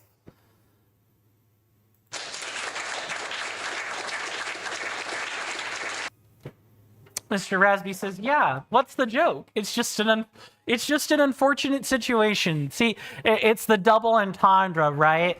Like, it is an unfortunate situation. It is also a joke.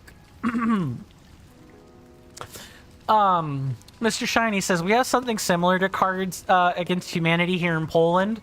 It's a game called Lodge of Mockers. Very fun indeed. We'll have to look into that.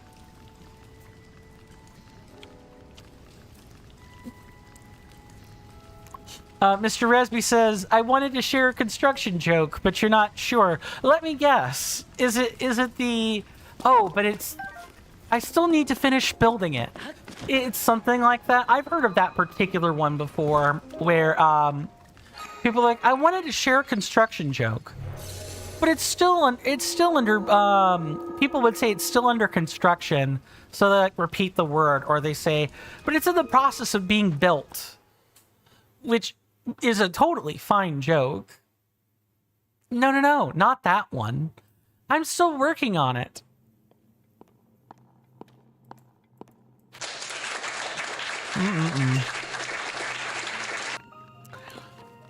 Mr. Jason says, my wife has banned me from making any more breakfast puns. She says if I make any more, I'm toast. But my kids keep egging me on.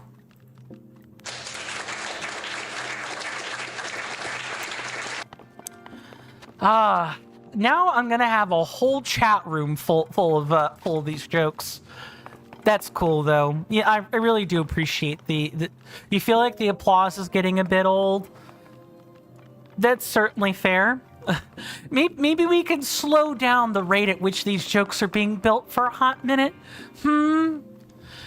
How's that at an attempt at humor? That's getting the sure, Jan. Sure, Jan.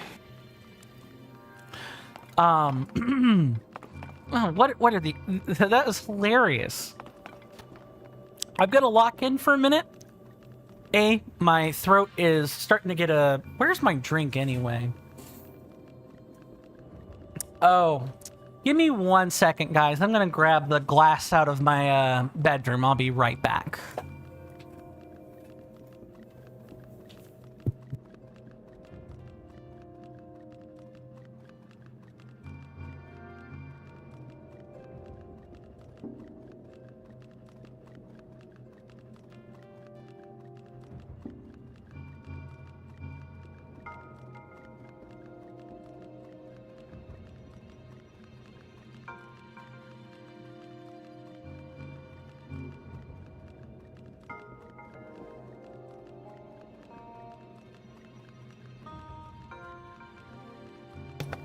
Sorry about that.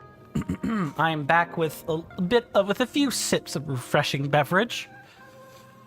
Let's see. Mr. Jason says, a sinkhole recently appeared in my local area. The police said, please don't worry, we're looking into it. In an effort to not reuse that sound, that is getting the slow clap. It's hilarious. I never laughed so hard. I believe that was in response to my quip about slowing the pace of construction on these jokes. You know, springboarding off the building, thinking on the construction joke from earlier. As you can see, I'm really not that funny of a person. Even when I'm quipping, the quips are there as like sass. I'm way better at delivering sass and snark than I am at being funny. But unfortunately, that does not make for great streaming content. It really, really doesn't. The quips are a call for help. Yes, exactly. Raspy says, every time you think of beverage, you think of beverage. Oh no, I don't know why, but that made me think of a YouTube poop where someone took Biden's 2024 or not 2024 2020 inaugural address and like mapped his voice to repeating certain things over and over again. That's what that word beverage made me think of. Now that earworm is going to be there for a hot minute. Mr. Jason says, my local barber almost got run over the other day. It was a close shave. Alright, let's lock in while I figure out what the heck is going on here. I guess let's hit this switch first. I should have gotten it right from the name.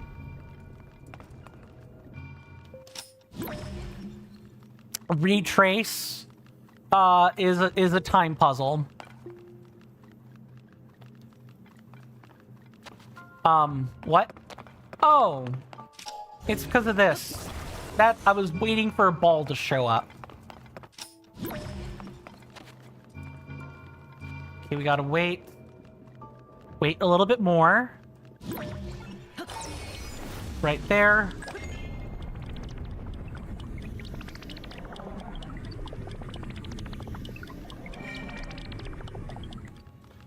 Oh, I see. That's interesting. We're gonna hit that over. Then we're probably gonna, what? Is there like a ladder, or do I need to like... It looks like I've gotta probably walk around. Where is this? We can't ride that ball. How do we get up there? Oh, wait, did it unlock something on the other side? Oh, no, it hit... No, I know what went wrong here. This door was open and then it became closed. Mr. Rasby says a local person got hit by a window of a car here at the window mirror of a car the other day. I'm no joke. That did actually happen. Yikes. I'm sorry that happened. I'm hoping that person is alive and they're not like hurt, or not hurt, but like not hurt too badly. Honestly, asking for the very weird scenario of Phoenix Wright getting hit by a car in Ace Attorney Apollo Justice. That's not a scenario I can expect to happen. Where like you get hit, you get ramrodded into a 30-foot telephone pole, and you're completely unscathed, but you still got to go to the weird hospital anyway. That's not going to happen. But I do hope the injury was minimal. Mr. Shiny says, speaking of beverages, you've had the best hot leaf juice in a while. Maybe because each step you've done was planned to a T. I need to come up with a different, I need to find a different applause track so I'm not overusing this. My goodness. We had this puzzle solved, and then I'm trying to figure out... I know I have to resolve it, but I'm figuring out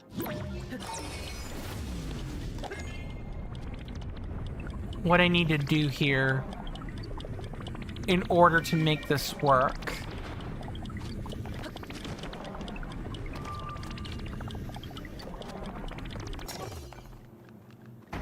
Yeah, so it'll fall out, right? Oh, I'm an idiot. I'm an idiot. An idiot sandwich. Insert the Gordon Ramsay gif of, what are you? You know, talking to the female chef. What are you? He's holding 2 pieces of bread. Between her head. She's like, I'm an idiot sandwich. Insert that meme here. Okay. Let's do this again for real this time. An idiot sandwich, what? Well, because I'll explain once I've actually gone in. Let's get in position. Oh, you were just following a joke? Oh, yeah. Done. And we got the chest. Let's get out of here. Mr. Jason says, I was playing Pokemon Go the other day and you saw a wild snake sitting on the front window of a car. You didn't approach it, but you took a picture of it from a distance and looked it up on Google. I found out that it was a window viper.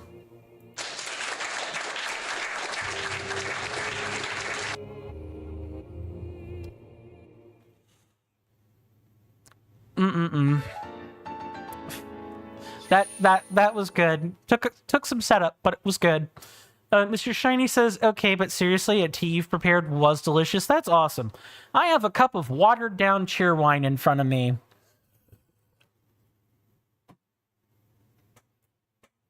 Much less delicious after it's been watered down, of course, but cheerwine is cheerwine. It's a nice, tasty, but not too overtly sweet cherry soda. It's kind of unique to the Carolinas in the U.S., very specifically.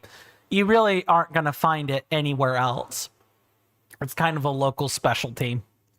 I highly encourage, if you have functioning kidneys, it might be worth a couple of sips. If you don't have functioning kidneys, don't drink it, because cheerwine is triply caffeinated. It has carbonated. It has 300% more carbon dioxide bubbles in it, and so that'll really mess up the capillaries in your kidneys. Like, you do not want that happening to you. Painful. So just something to bear in mind. Let me make sure I've read all these.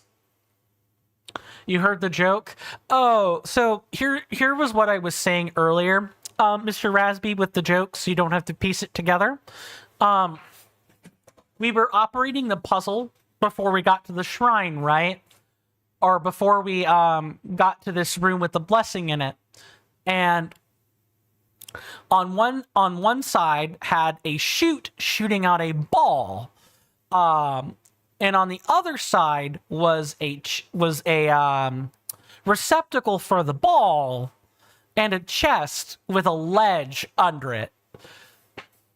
I was supposed to use ascend to get to ascend through the ledge to get the treasure chest, and it should have been visible right away, but it took me entirely too long to realize it. I went through a couple of iterations of unsolving and resolving the puzzle, right? So when I realized the error I had made, I was like, oh, I feel really stupid now, like an idiot sandwich. Honestly, it's more over I remembered the meme and I referenced the meme rather than me trying to make a joke because haha idiot sandwich funny, like based on what we were talking about. It was me making a self-depreciating joke and a meme reference all rolled into one. Mr. Rasby goes on to say, I've heard the joke in a song very randomly, but can piece it together. Oh, right. And then I responded to that so you wouldn't have to follow along. You go on to say, man, I have 2 friends who are super into tea. Too bad you can't drink any caffeinated tea. Well, I mean, green tea isn't caffeinated, and since it's your favorite, you know, it makes a lot of sense, you know. That's the cheat code, right? You can drink tea, you just can't drink the you know, the oolong or the black tea, like that, too much caffeine. I totally get that. So I'm willing to bet coffee is also a no-go because of the medicine. Or other caffeinated beverages. Because of, yeah, specifically because of the ADHD meds. Yeah, that totally checks out. Coffee does have caffeine. It surely does. I don't know what I was thinking when I made that observation or tried to ask that question. Oh, another coin special around here. Mr. Jason says, you also saw a massive snake in an empty construction site. You Googled it as well. It was a boa constrictor.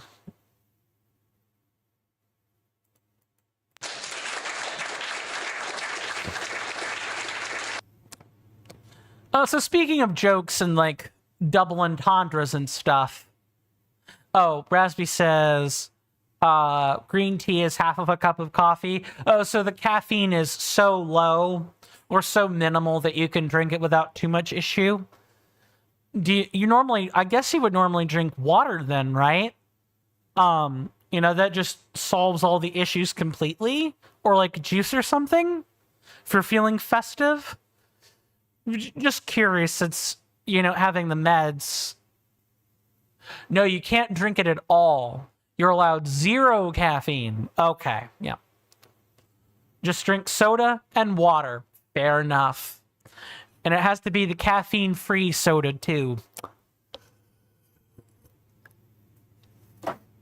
Otherwise, that stuff can sneak in under the radar if you're not paying attention to the labels or what have you.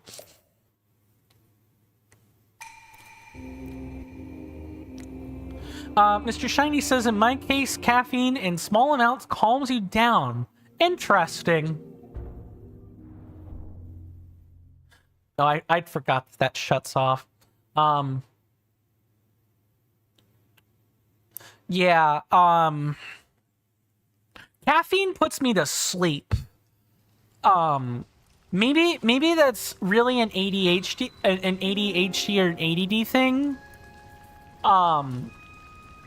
That's normal with ADHD because caffeine boosts your brakes. Yeah, maybe. Something definitely worth a talk with a psychiatrist more than anything else. But I have to have the insurance to do that first. Funny how the US healthcare system doesn't work for anyone. Yay for broken healthcare systems.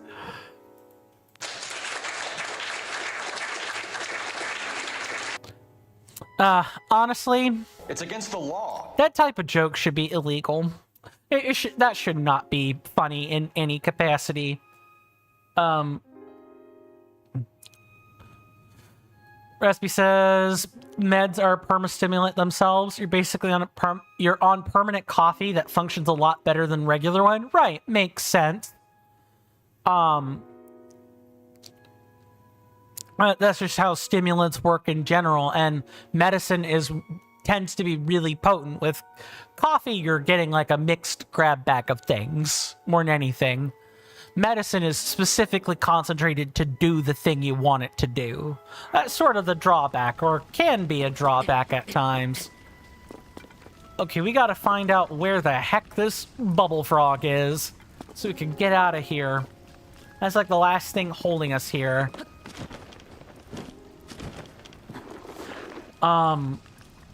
he's a nerd on meds, but he's no psychiatrist. Well, that's fair, but he's probably, I think Tom is like trying to pursue a psychology degree, and you do have to learn a fair bit about meds. This like a random thing you can blow up. It might be.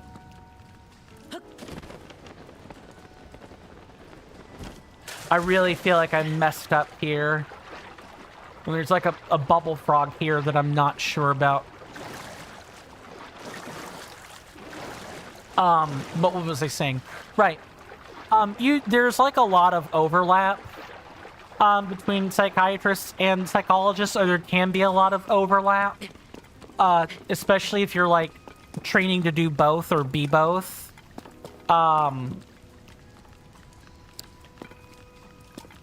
I know of a couple psychologists that I've had the pleasure of talking to them that they do tend to remember a lot of the important medications.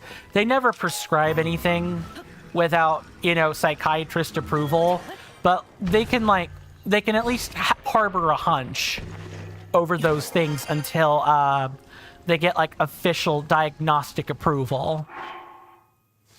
Rasby says, do you use human skills while meds are doctor skills?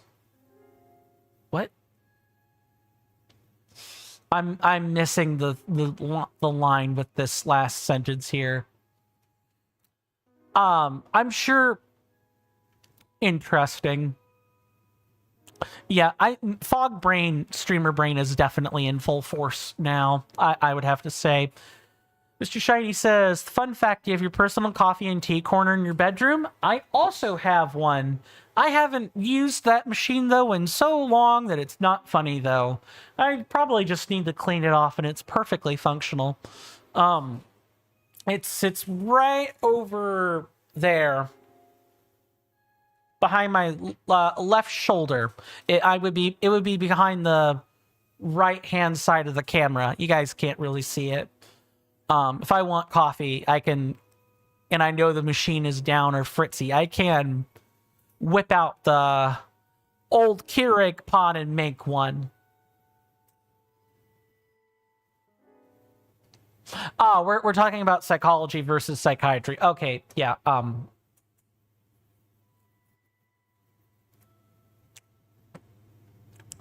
Mr. Jason says, oh, that's directed at Mr. Shiny. Okay. Psychiatry has a biology background, and you learn what medical staff learns, while psychology has a human background, so completely different fundamental systems. Like, one cannot tell you about the other. That's true. That's certainly true. I guess what I mean is, especially with clinical psychologists, is that you tend to have a running list of like, these are what my clients typically take for their meds. So you get a running sense of what meds are typically prescribed. You certainly don't have the operational knowledge of a psychiatrist or anything. Completely different backgrounds, as you've said, but you can check your hunches. And oftentimes, especially with, particular client cases, it's like this with my sibling, where even though their psychologist and psychiatrist are very different people and have very different skill sets, they often, since they are involved with the same case, quote unquote, they have often placed calls with each other, specifically to like reference medications or like talk about possible options. Like that happens a lot. It happens more than you'd think. So on their own, they're definitely not answering the same questions, but you can sort of get some hunches. And as long as you have a reliable partner, you can confirm what those hunches are. You just can't act on them, right? You're not allowed to, unless you literally have a degree in both.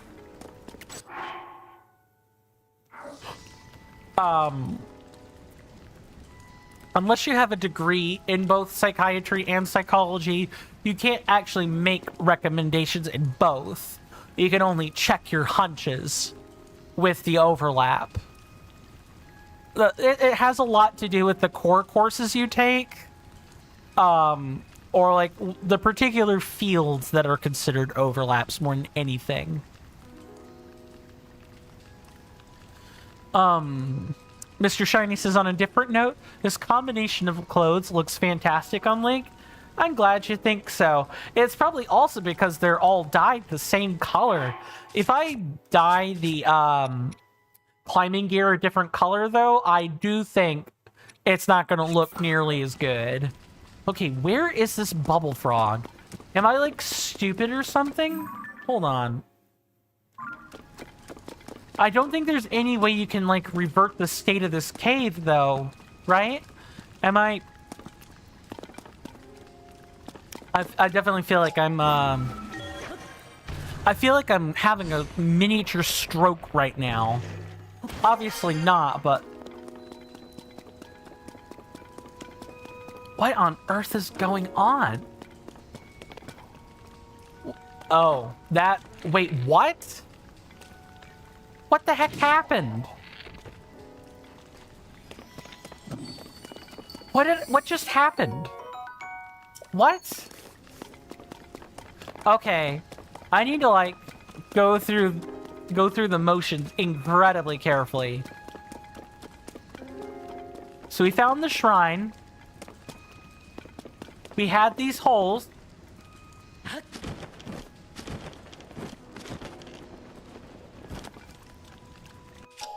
We ascended through.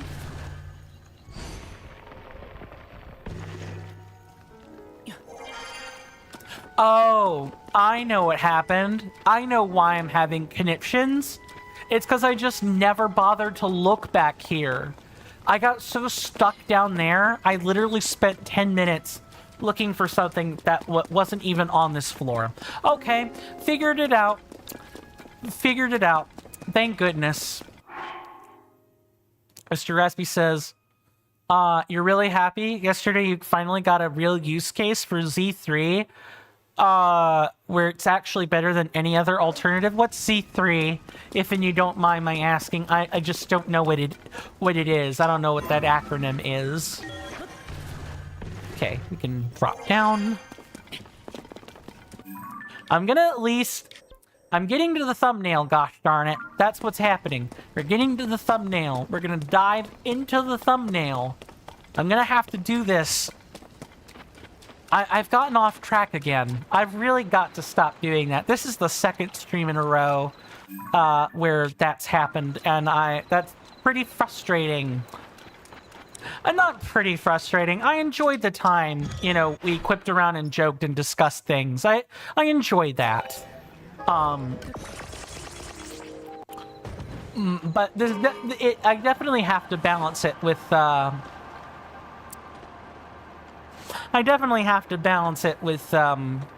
have to do a lot more talking and walking if I don't want to end up incredibly far behind.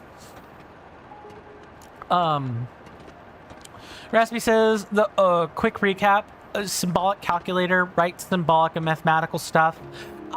Yes, you were mentioning that earlier. Okay, yeah, the Z3 is coming back to me a little bit. Okay, now that you said symbolic calculator, I kind of remember. Kind of. Okay, it's got to be like down here, right? Yeah, I can see the opening where this cave is.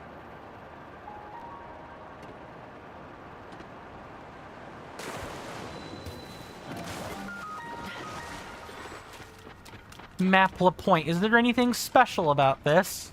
I don't think... oh. Except new stuff to take pictures of. What was the use case for your calculator? If and you don't mind my asking, since that's what you were talking about. I appreciate the explanation, but I don't want to derail you from, I don't want to derail you from actually talking about it. Made for paddling boats, but it was made sturdy enough to fight strong currents. Maybe it's useful for self-defense in a pinch. Cool. Gonna need to find the hole. That might crush me if I'm not careful.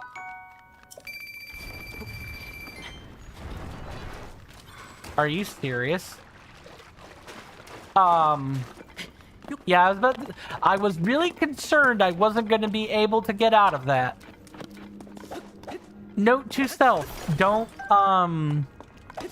you know, totally move rocks out of the way, so you're not trapped anywhere.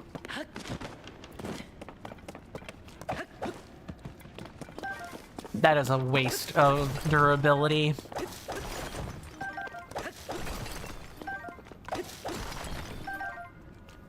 We almost became Patrick the Star there. We did almost become Patrick the Star there, didn't we? Yeah, that would have been not fun. Okay, so I see 2 holes. Please tell me this cave... Okay, good. This cave is not slippy. I think this is where we're gonna find our friend, the bubble frog. It is. Good.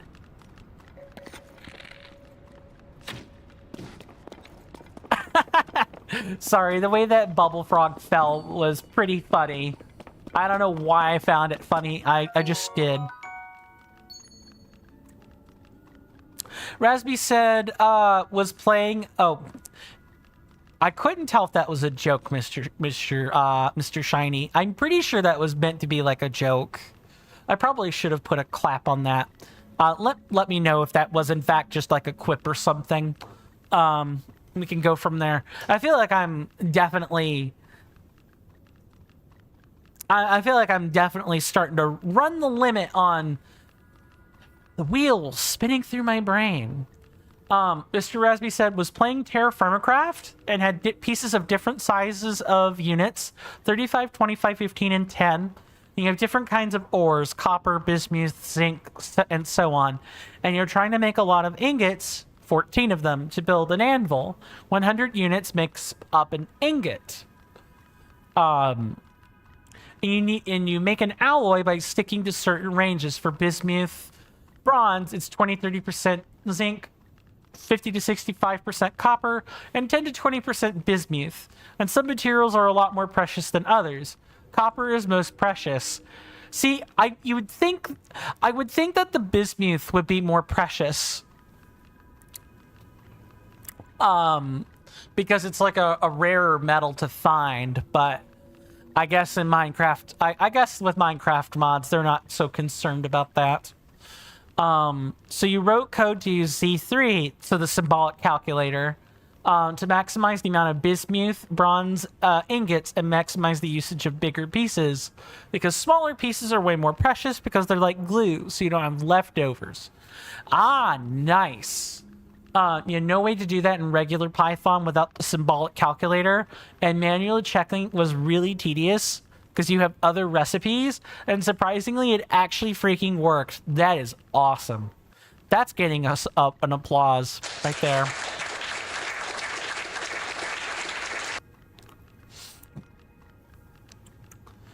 That's awesome.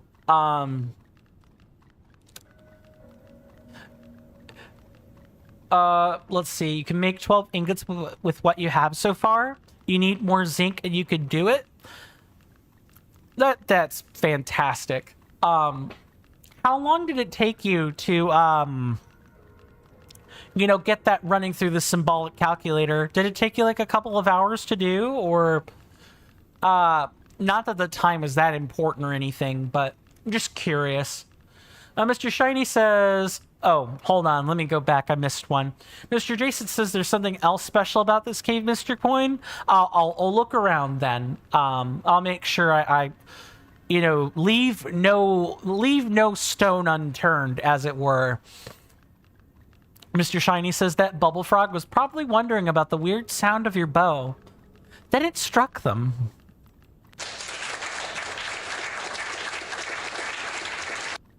Good one. Rasby goes on to say, well, copper is used for black bronze and other stuff.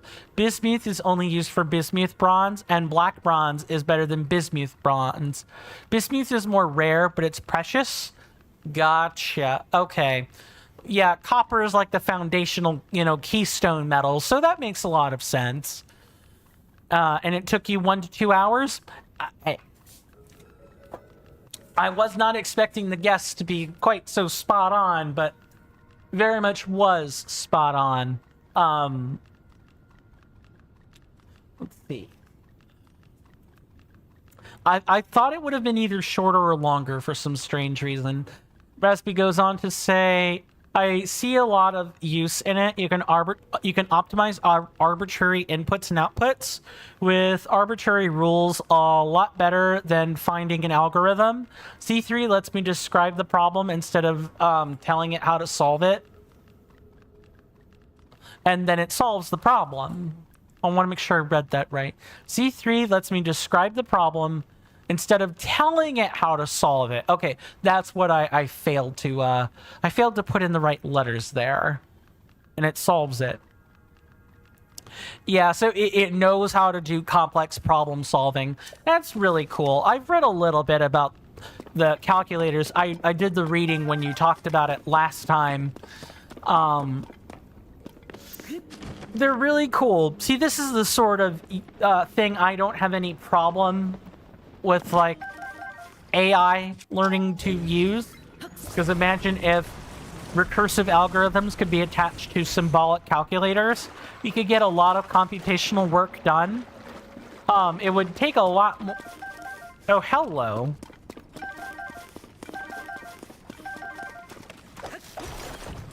I wasn't expecting to see another individual here. But I guess that was the other special thing about this cave. Like, there are some calculations that you just actually need machines to be able to do, because it just takes a lot of runtime and a lot of repeated steps to do. There was like a Matt Parker video where the whole gimmick was computing pi by hand, and it took people a lot of time to do, and there were already errors in the first day that ended up only coming out after it was all said and done. And it was still really cool to watch a bunch of mathematicians get together and calculate pi by hand. Like, that's a content video all in and of itself. But I can't imagine what we could do with calculating transcendental numbers. I can't imagine how much more effective the machine would be at running through transcendental number calculations compared to a human being. While they're already attached in the fields of robotics for safeguards, symbolic calculators find out if the action it checks for could be done is impossible or unsafe. Yeah. Whoa, who are you? You know what? I don't care. If you're here, then I'm saved. That face. I'm gonna take a snap of that face. I've been stuck in here for ages. Did you find my message in a bottle and come to rescue me? Oh, you didn't even see my message? No, of course you didn't. I put my hopes and dreams into that little bottle, but I guess they're all sunk. First, there's the attack on Lurelin Village, which meant I couldn't restock my supply of fish. Then I go out to fish up my own, but the only thing I catch is a storm. So I go take shelter in this cave, and boom, I'm stuck. Aww. Now you tell me that my letter, my one shot at getting out of here, never found a reader? It's just one thing after another. Welcome back, Aelin. You've caught me in on the tail end of a stream. Good to see you again. How have your adventures with Tears of the Kingdom been going? Hopefully well. And I hope you're doing well as well, since the time we last spoke. Let me go back and read the last thing that Rasby was saying. It's insane that it exists, but it's heavily limited by your specific specification problem. You can still get combinatoric explosion It really struggles without extra layers for some symbolic information like pixel data, images, sounds, and anything that is fuzzy, basically. Yeah. Mr. Shiny says, this man has hit multiple natural ones. He has. He's hit enough, he's hit enough natural ones that he could probably find plankton down at the chum bucket or something. Well, we're gonna get him out of the chum bucket and back into civilization where he's supposed to be. Huh? Wait, hold on. The whole point of the letter was to get someone to come help me. You're someone. You can help me. Maybe my luck is finally turning around. Yeah, it has to be. That's gotta bode well for business. Here, this is for you. I picked it up off the ground here in the cave. It sounds better in my head. It was a nice reward, honest. I was planning to take it home with me once I got out. Fair enough. Honestly, I would return the money if I could, but we'll take it. I really owe you. A little reward's the least I can do. All right, I'm out of here. If our paths ever do cross again, you should buy some fish off me. Oh, this isn't the time to play the peddler, huh? Anyway, thanks again and so long. All right, good sir. Get to peddling on out of here. Get it? Peddling. And the chum bucket reference is definitely getting a sure Jan. Sure, Jan. Yep. I tell you. I'm better as a listener. I'm better as someone who talks serious. Not quite so much in terms of witty one-liners, because I'm not very good at that. Mr. Jason says, coin saves traveler. Traveler is appreciative.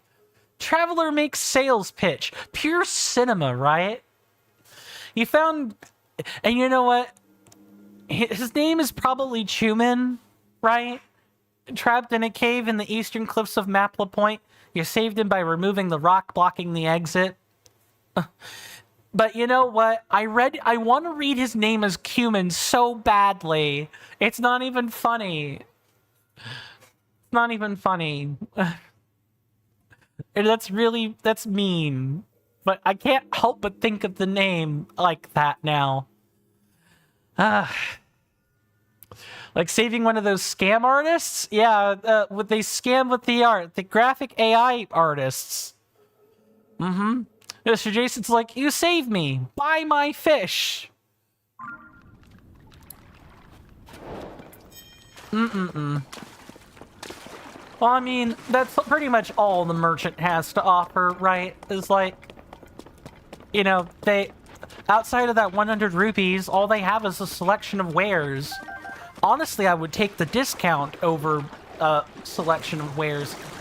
I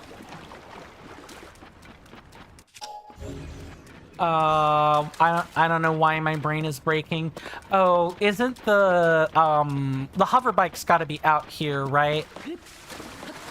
Let's see. No. Wait a minute. We parked right over here. Oh, it's because I didn't attach bright bloom seeds on it. That's what it is. That's exactly what it is. Okay. In that case, let's get to the chasm so that we can end it off for the episode. Because my goodness, my brain is breaking bad, really bad. And that doesn't bode well for tonight. I wanted to try to record some Outward tonight, but well, my brain, I feel like I'm definitely a little bit of a break before making attempts at some recording. I really do think people are going to enjoy Outward once I get the episodes minted.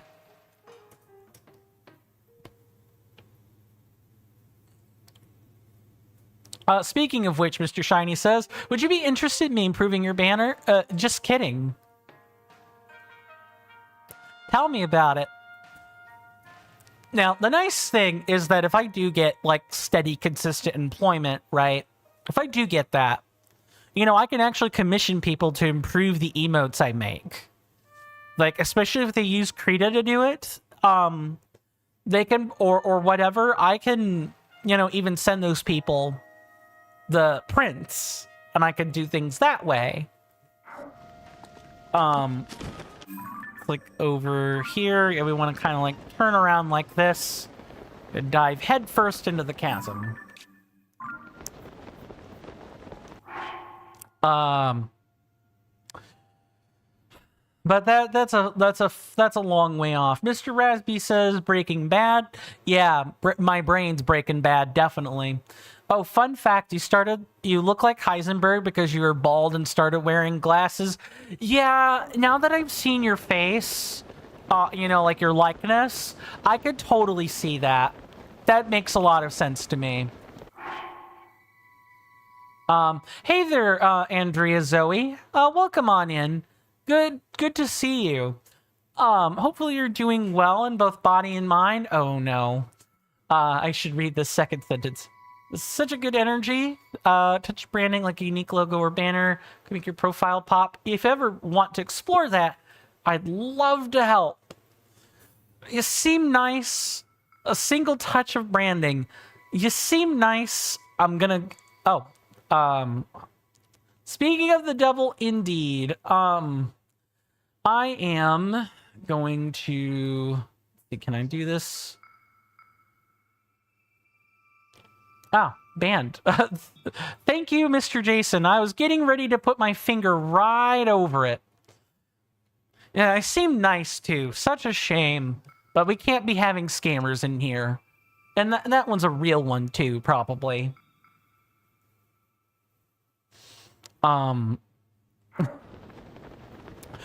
Wow, that's definitely soured the mood a little bit. That's 2 scam artists.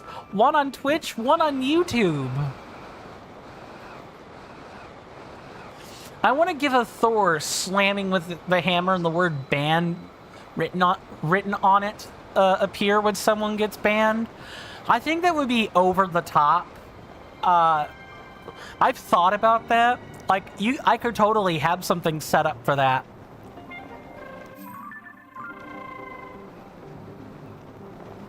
We're gonna go ahead and quickly get to this Lightroot and then call it so we have some basis to explore with. And go from there.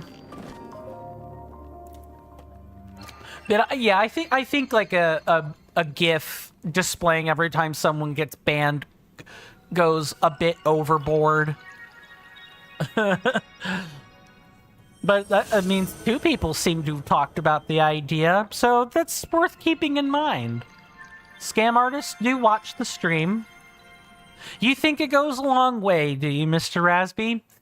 Mr. Jason says, I agree. I can't remember the streamer, but they have an entire animation for a ban. If you think so, Mr. Jason, Mr. Shiny says, Tinkaton used Giga Ban Hammer.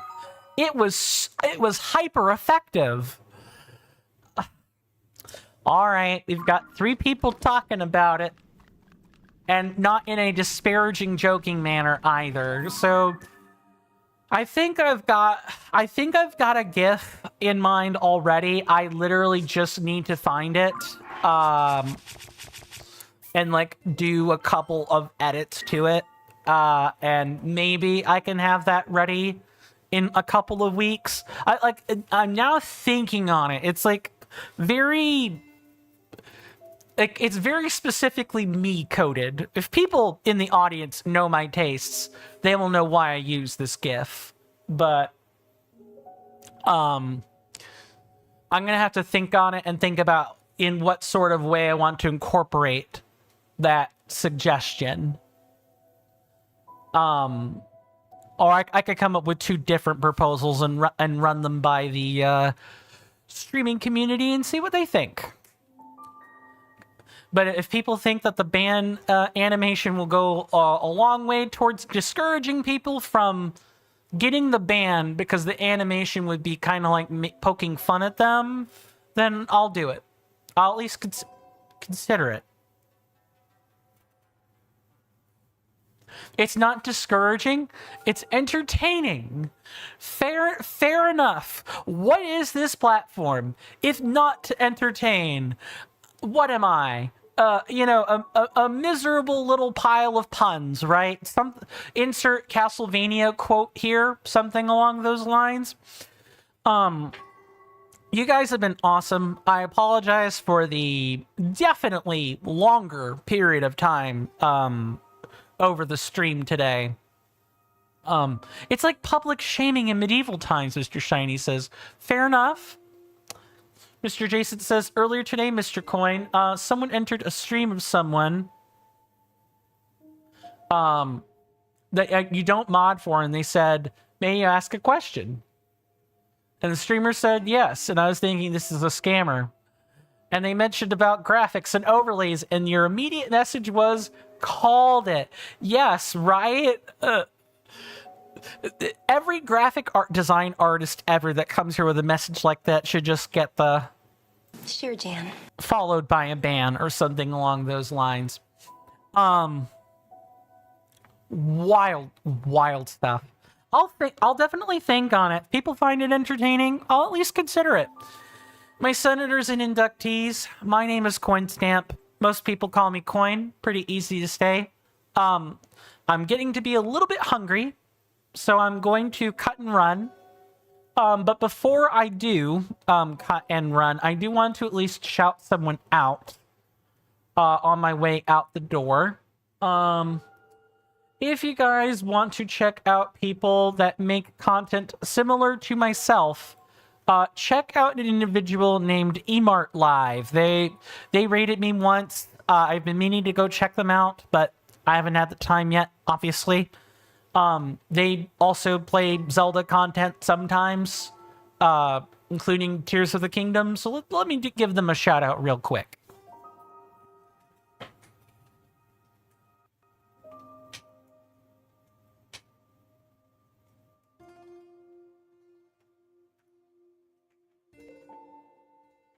He's live right now, and he's playing the really popular indie game called Blueprint. I hear it's really good. I know a lot of indie, like mainline indie streamers are checking it out, and they all seem to, or content creators in general, and they seem to think it's really good. So if you guys like Blueprints, you'll probably like the channel more than anything. We'll be back again tomorrow with some more Legend of Zelda Tears of the Kingdom. And I promise you we're going to get through Mount Lanayru. I thought we were going to be done today, but I ended up being a pretty little chatterbox. More than anything else. Oh, I missed a sentence. Sorry. Mr. Jason says, without how many people you mod for, it's like a sixth sense. Did I know that, Mr. Coin? Yeah, I could see how that would be a sixth sense. I've got a pretty good feel for when they're starting to be... when they're going to ask a question like that. I do have that sense on me. I push it down because as the streamer, I can't just assume everyone's saying, oh, where were they? I can't just assume that these folks are not going to ask a legitimate question, or anything like that. Just to make that sense be wrong, once, because, my goodness, my brain is definitely on the fringes of breaking completely now.